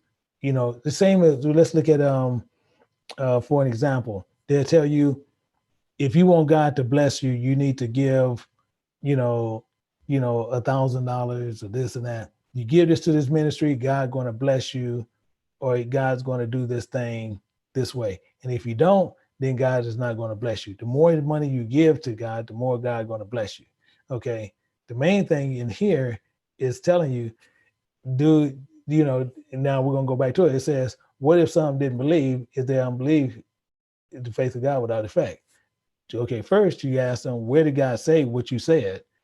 Which they can't find it. So who told you that? It's that man. So that's why he tells you, let God be true and every man a liar.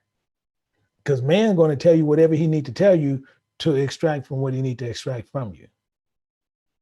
That's what this is at. So when you find it with men telling you do this or do that or do this, to name it, claim it stuff, You do this, you do these things, and with God, you hold God is true, and every man be counted as a liar. Because when you sit there and you look at what man tells you what to do, that's what they do. Same thing. You got them Michael Hebrew and them over there telling you, "Are you doing Torah? Are you doing Torah?" One, Torah is Yiddish, one, but are you doing what? The letter of the law. And and how you gonna do the letter of the law? And God is a spirit. It makes no common sense. It's completely silly. So those are things that you look for. And this is not on Zoom. Yes, it is on Zoom. It's clearly in Zoom. So I don't know where you're getting that from, because I got quite a few people in there right now in Zoom. So I don't know where you're getting that. So I don't know where you're getting that from. Yeah.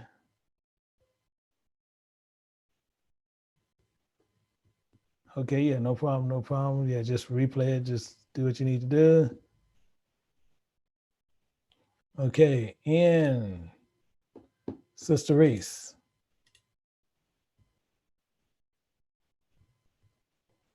Can you hear me, Elder? Yes. Shalom. I'm Yeah. trying to do the Cash App for the book.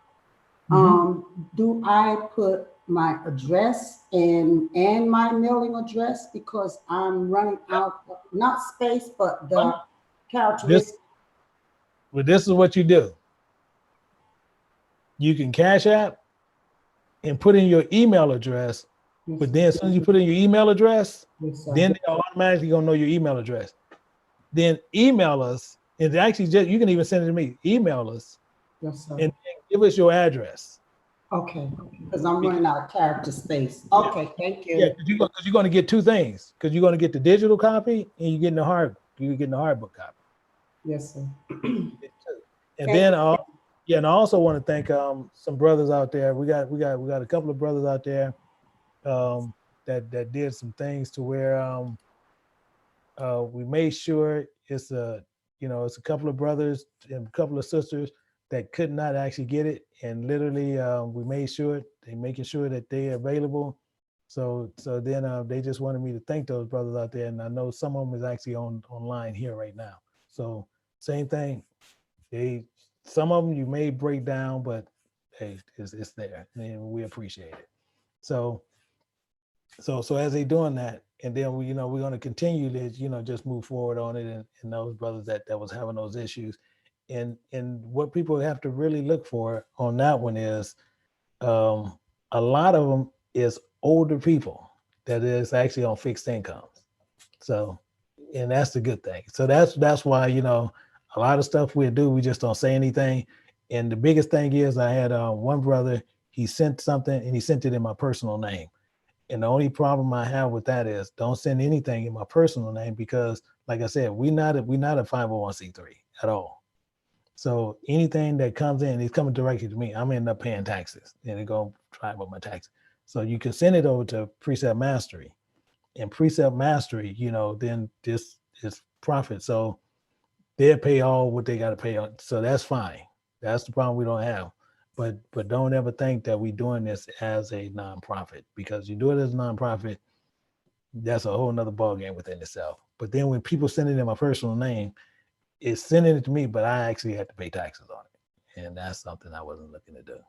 So that's why, and that happened a few times, but it's no problem. Your heart is in the right place, but that's all that happens. So do that, send it to Precept Mastery. And then will Joshua Precept office still be available Friday?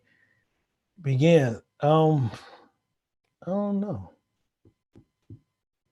That's a good question. I don't know. You know, basically, Joshua, the thing with Joshua is this. Joshua actually explains so much stuff. It almost kind of scary to where you look at when you see what's going on with Joshua. When you see what's going on with him, he explains a ton of stuff. And as he's explaining it, you'll see more, but now you're gonna find out exactly who and what this man was. That's the beautiful part. You're gonna find out who and what he was. and why he's actually there. See, one guy actually said the same thing. Me and him, the same thing. He was shocked. The same thing that I trip off of. The same thing my brother tripped. Same thing. All of us trip off of. You know, you gotta remember Joshua walked up on an angel. I ain't got to say, but Joshua's a whole different. He's a whole different animal. But but in the book he actually explains himself, and you know who he is. So that's the beautiful thing about it. But then he explains everybody. You know who God is. You know what God actually means. You know what spirit actually means. These things are not explained in the first 5 for those particular reasons, because Joshua explains this stuff. So that's why it's over there. But you'll find out what spirit actually means. You'll find out what God actually means. You'll find out what Lord, all caps mean. You'll know what Lord caps. You'll know what all that exactly. You'll know what this stuff means. That's the beautiful part about that. And actually it's gonna shock a lot of people. Shock more than enough. But you find out a lot of little quirks and turks in there that he actually explains. And who does it? Joshua.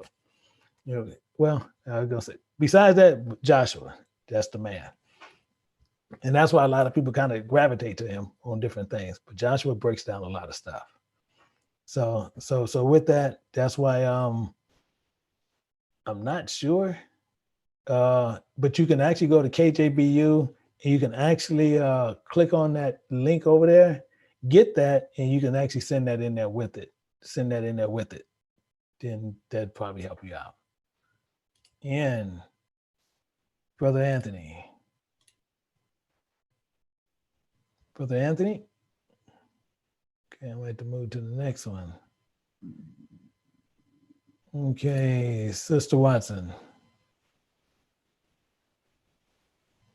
You hear me? Okay. You hear me? Yes, I can hear you.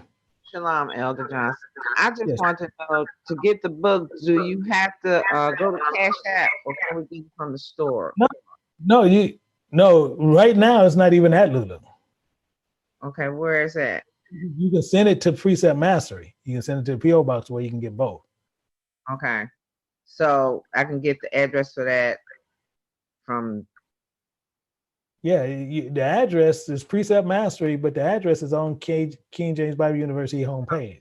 Okay. It's the P.O Box address. And Okay, then just, I got it.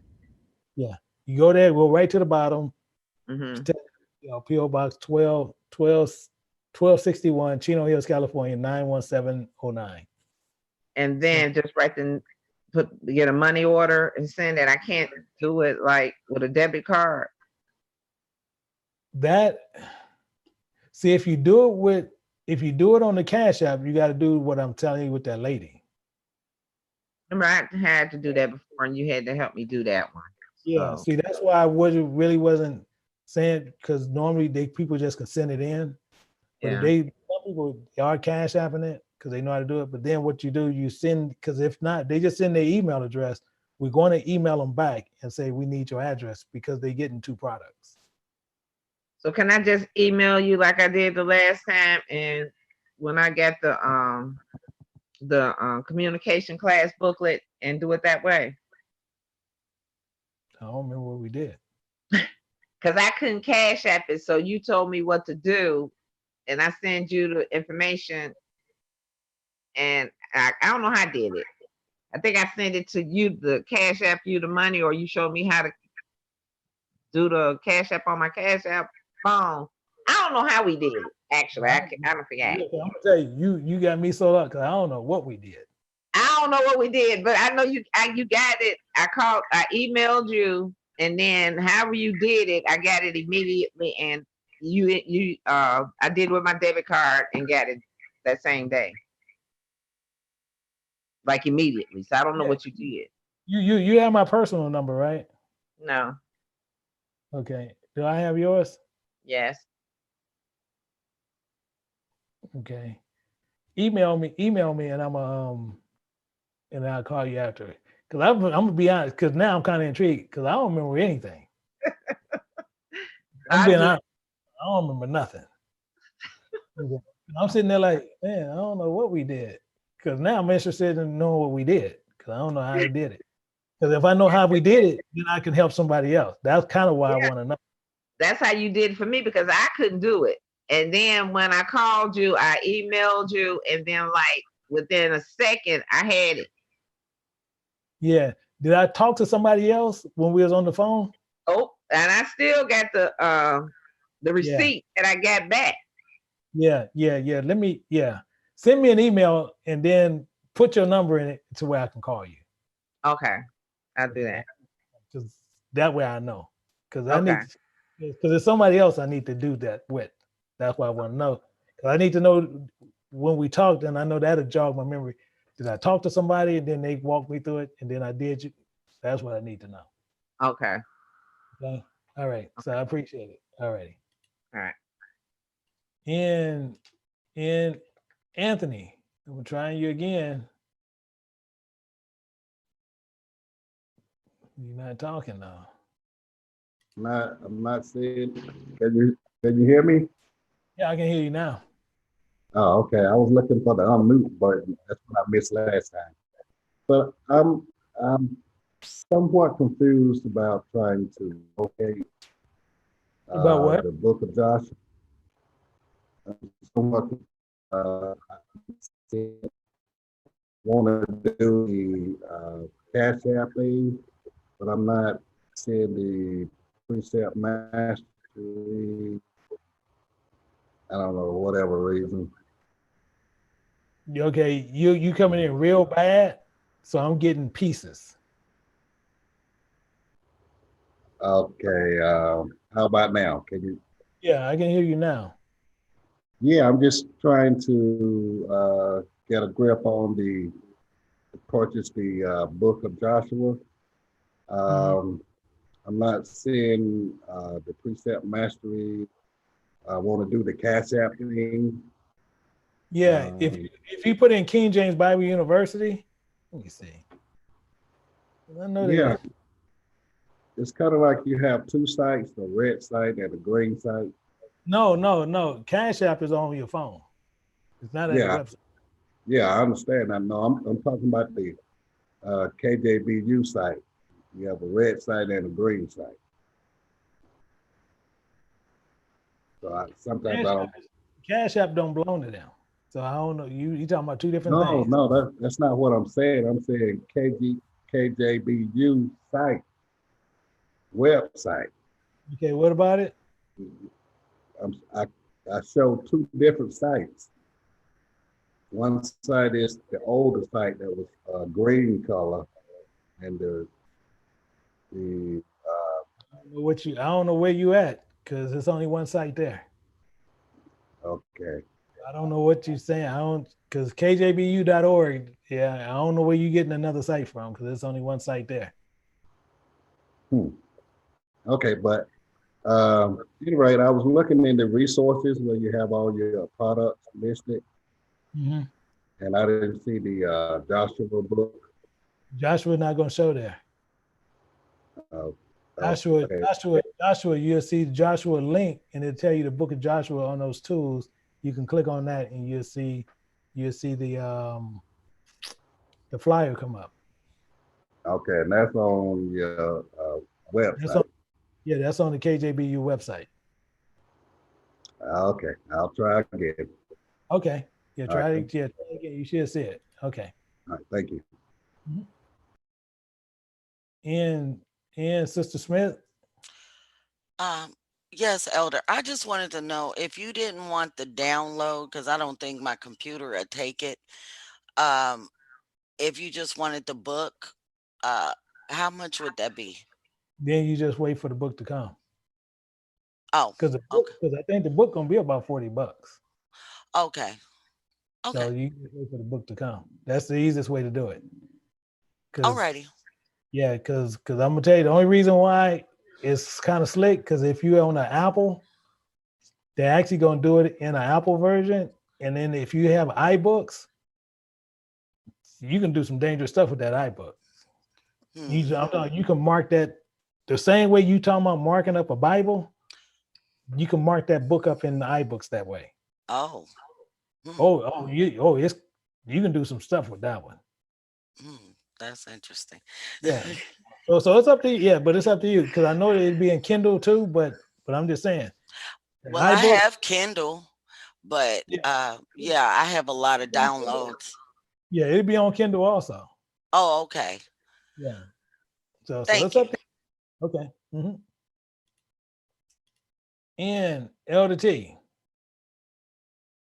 Uh-oh. Elder T. Yeah, can you hear me now? Yeah. Okay. Is there shipping involved with that, Elder, or is that just the flat rate? No, ain't no shipping. See, because that's coming on our end. See, Gotcha.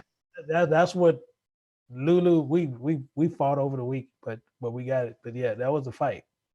Because Lulu website is down. yeah, but Lulu want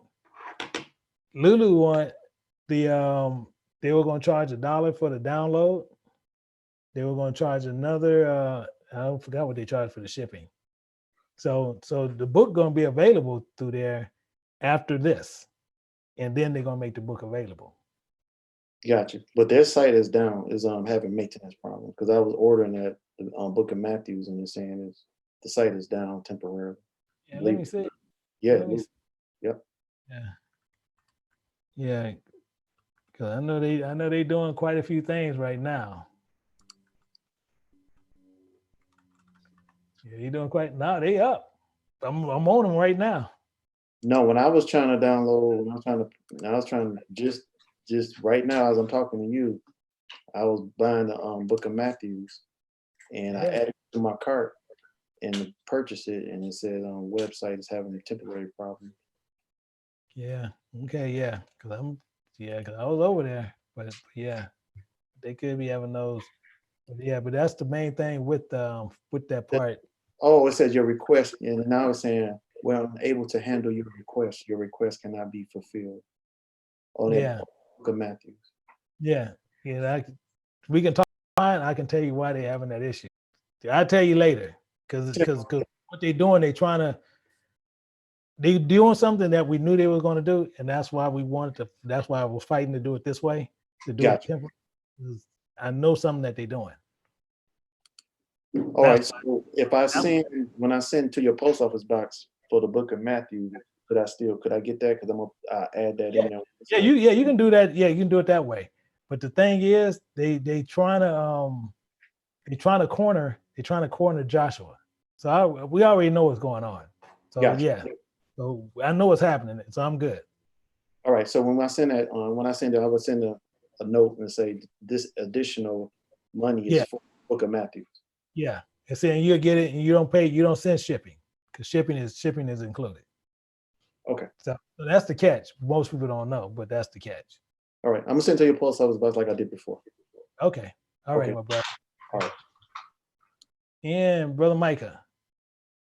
Hey, Elder Johnson, I was listening to the Brother Anthony. I think that other website he could have been referring to was probably Moed, chances are, and that's probably why he was having issues. But this on another subject, I just went ahead and I purchased the Book of Joshua, and I sent the follow-up email with my address, all of that.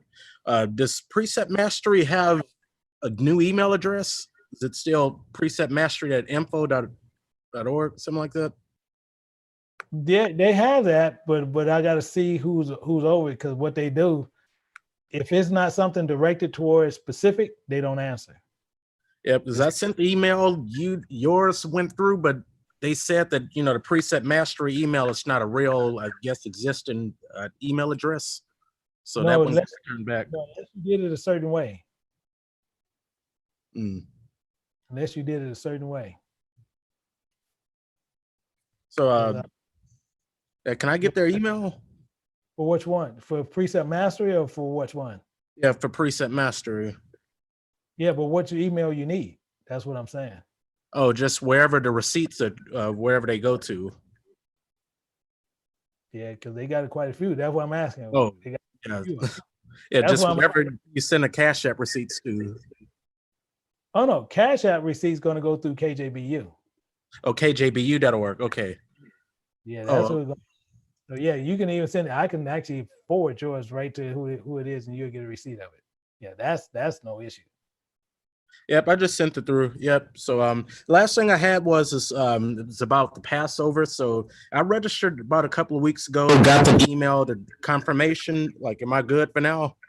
Oh yeah, you're good. Because what you're gonna do, because that's all we were doing was the deadline.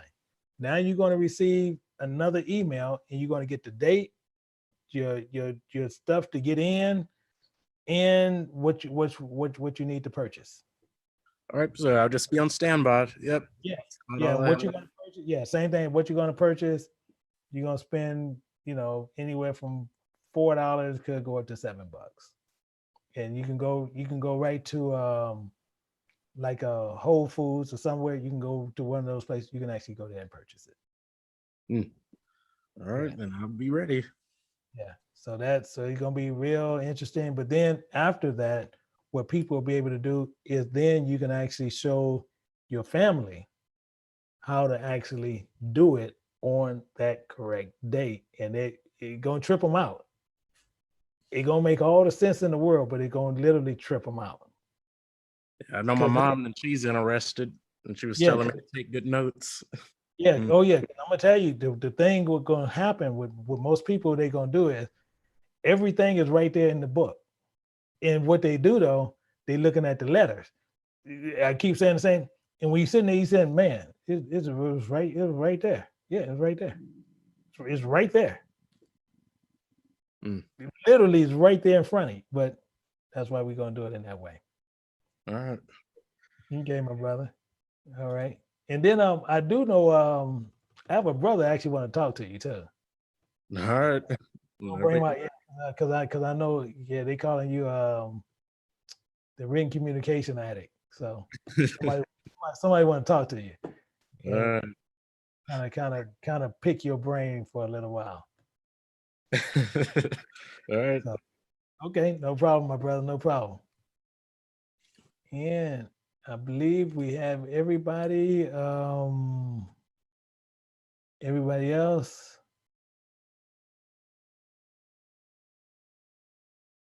Everybody else. I believe. Okay, we have one more. Sister Smith. Yeah, Elder, real quick. So once we buy it, we'll get the download right away. I don't know if you said it when I left the room or not, right? Yeah, no, yeah. Because what you're gonna do when they start, because they're gonna start processing them, I believe Wednesday. Right. You're gonna get the download. You're gonna get the download that day, and then the book will come. Yeah, that's the way we did the other. Okay, all right. That's the way I'll do it then. All right, thank you. Yeah, and the only thing that I'd like to make sure, because I know I'm gonna put it in Precept Mastery. Yeah. Only thing I want to make sure you do know, like if you want it on the version to where and I can even send it to you because I do know you have Mac products. Yes. And I'm gonna tell you, you want it in iBooks. Yeah, that's why I usually put all my stuff from you as in iBooks when I get those books. You want this is an iBook format. You want that. That's awesome because I love that iBook. Yeah, because I can show you a trick later on how you can actually all the tricks I can get. I can show you a trick where you can blend the Precept Study Bible with that one and do the study. It's really? a trip. Yeah. Okay. I had to show you. It's a trip. Okay, well, I'm gonna hold you to that one. So good looking out, Elder. Thank you. No problem. And any other questions? If not, I do know we have someone. You're more than welcome to call today. And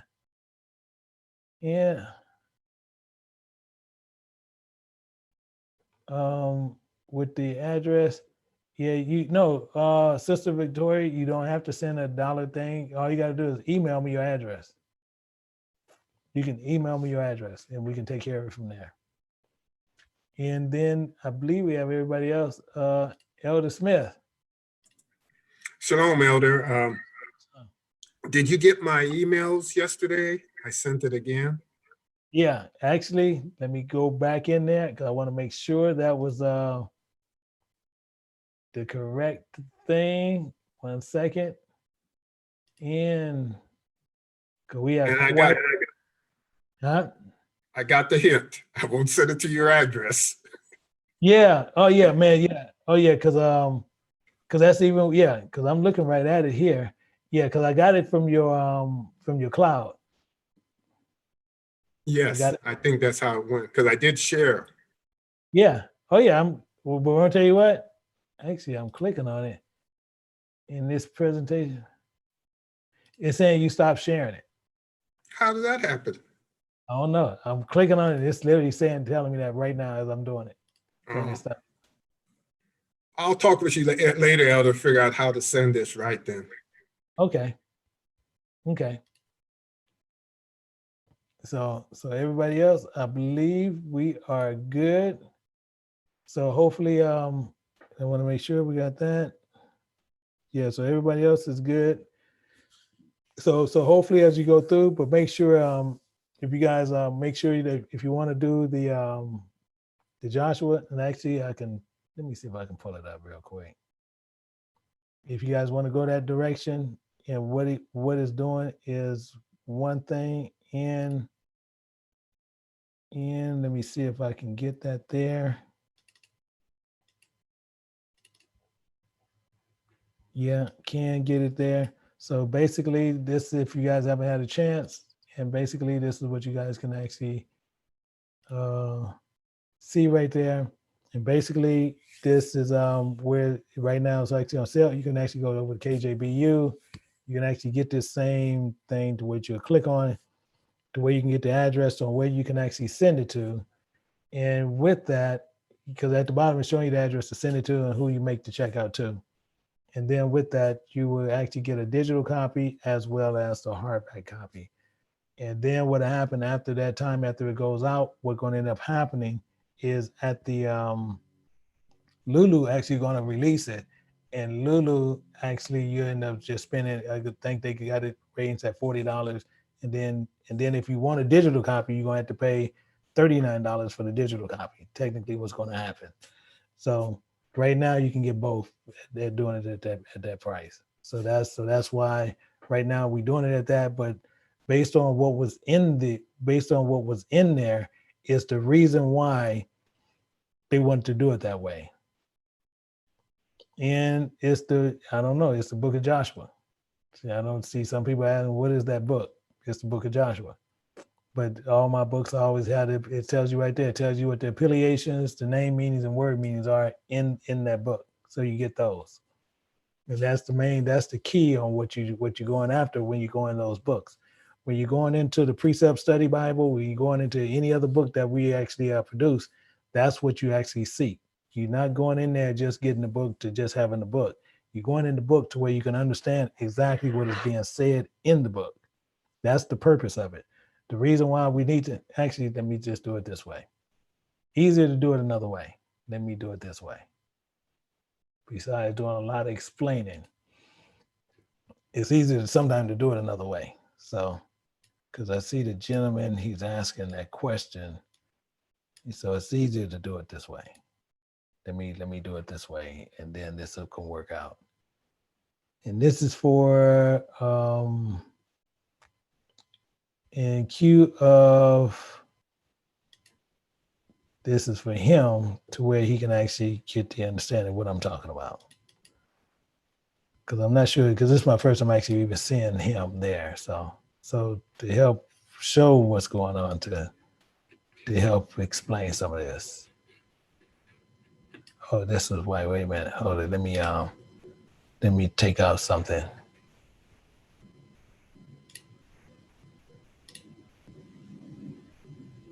Let me take that out.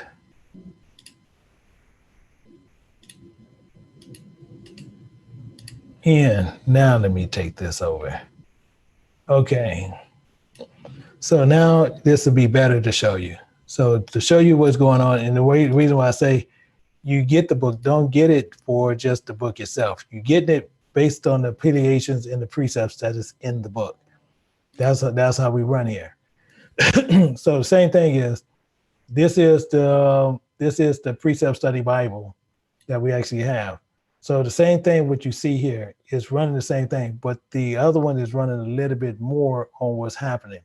So it's saying God called the land earth, and the gathering together the waters and called the seas. and God saw that it was good. So now you're seeing what this is, what he's actually saying. So when you read it, now you have a better understanding of based on what's going on. So same thing, you can go into any verse and you'll see foundational precepts there, but he's telling you and you're seeing what stuff mean more so than what it's saying. So multiply mean reproduce is one of the same. 1 + 1 = 2, and we show you this to help you understand it. So technically, this is how the scriptures is running. Same thing. You go into Exodus. Same thing. An ark is nothing but a box completely enclosed. So it's telling you exactly what these are. So you can find out what stuff is. That's how we work it. So when you see what stuff is, now you can go through and you can properly divide the word of truth and know what he's saying. Because now you know what he's physically saying, what he means by what he's saying. Because God speaks what he means, not what you see he's saying. And that's how that works. So the book of Joshua actually breaks down a lot more. And it gets into a lot of more stuff to which you can help you out. The same thing is when you see a lot of names, you'll see what the names mean. Based on what they mean, you can actually end up pulling precepts from that.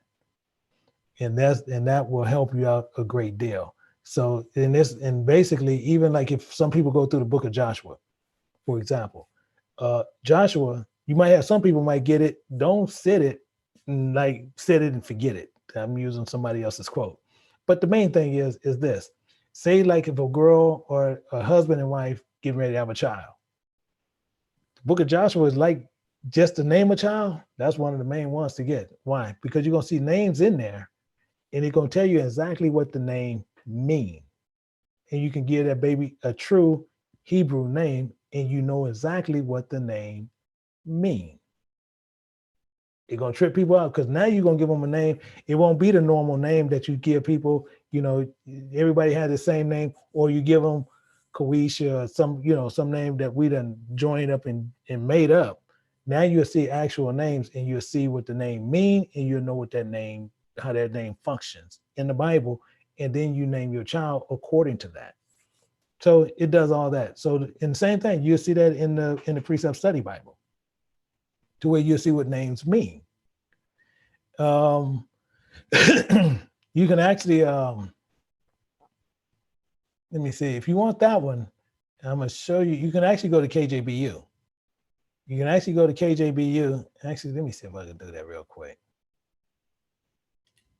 If I can do this real quick for you, I'm going to actually put the link in there for you. But I'm not sure if I can do it, but I'm going to try to do it. If I can do it, I will do that. And let me see, verse 5. Okay, got the link. And I'm getting ready to put the link in there. And this is the link for the book. This is the link for the Precept Study Bible. That's the actual link, takes you right to it. In the book of Joshua, you can get that download by going to the KJBU homepage, and I'll show you that. Let me show that one there. So if you go to KJBU homepage, all you do is telling you right here. This is the page here, and it's telling you about the book of Joshua. So all you do is go there, you click on this here, and that'll pop right up. And then you can get the bigger picture of it, and you can see what it is. So that's all you do. You'll go to KJBU homepage, and it's right there. You go right here and click on it, and it'll take you right to it. And that's all you do there. So so the main thing is if you're having some issues, let us know, because we actually have something available for you right now. So send me an email, let me know. Let me you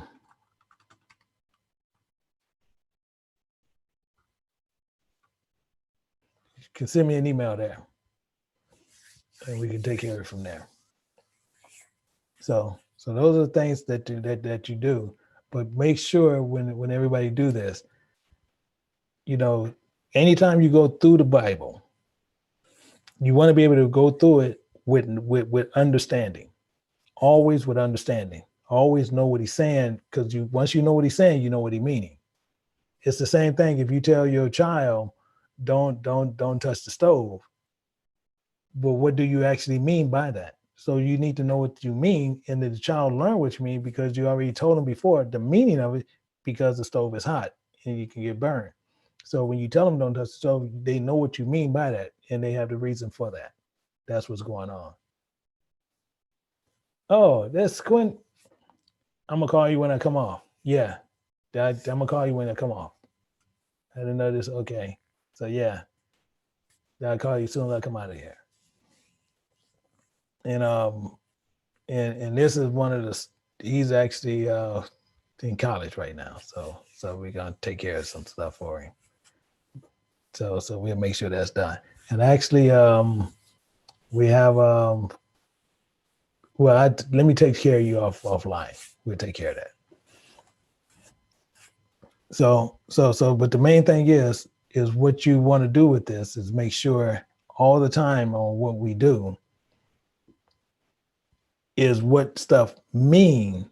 As long as we know what it means, we know how to operate. We know how to operate, we know what to do.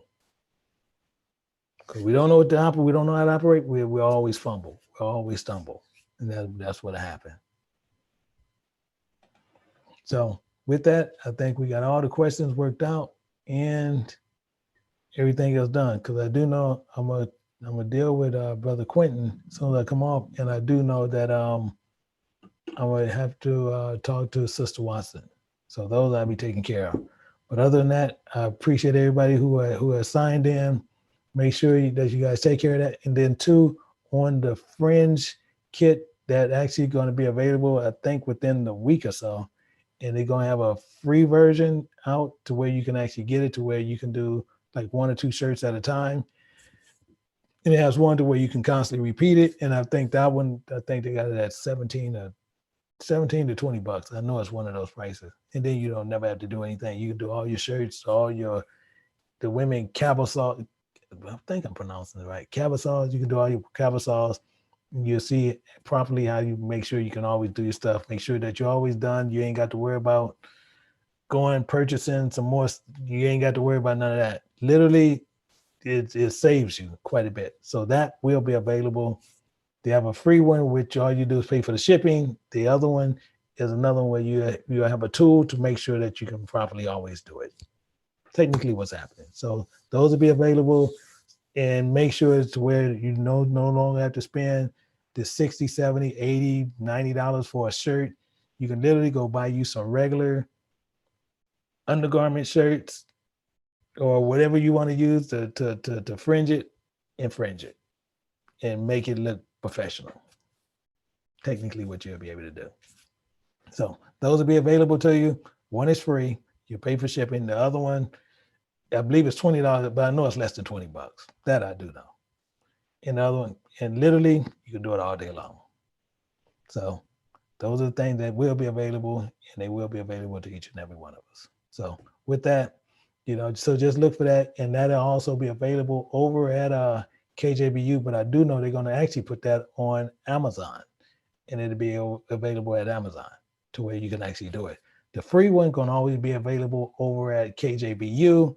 The one that's for free and for sale, the one that's for sale it'll be at KJBU, but I believe it's going to be mainly at Amazon, but it will be available at both places. So that's what will be happening. So hopefully we can move forward on that. So until, wait a minute, I got one brother going through. I was just getting ready to go off, right? And Brother Daryl. Brother Daryl.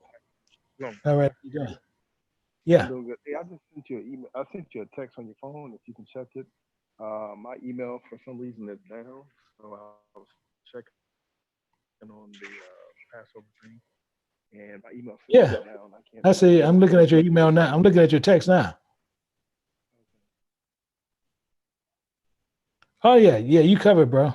You covered. Okay. I was trying to make sure. Okay. All right. Yeah, you covered. Yeah, you good. Okay, appreciate it. Okay. Yeah. And then, and the same thing for everybody who's in here, get a chance. Go see.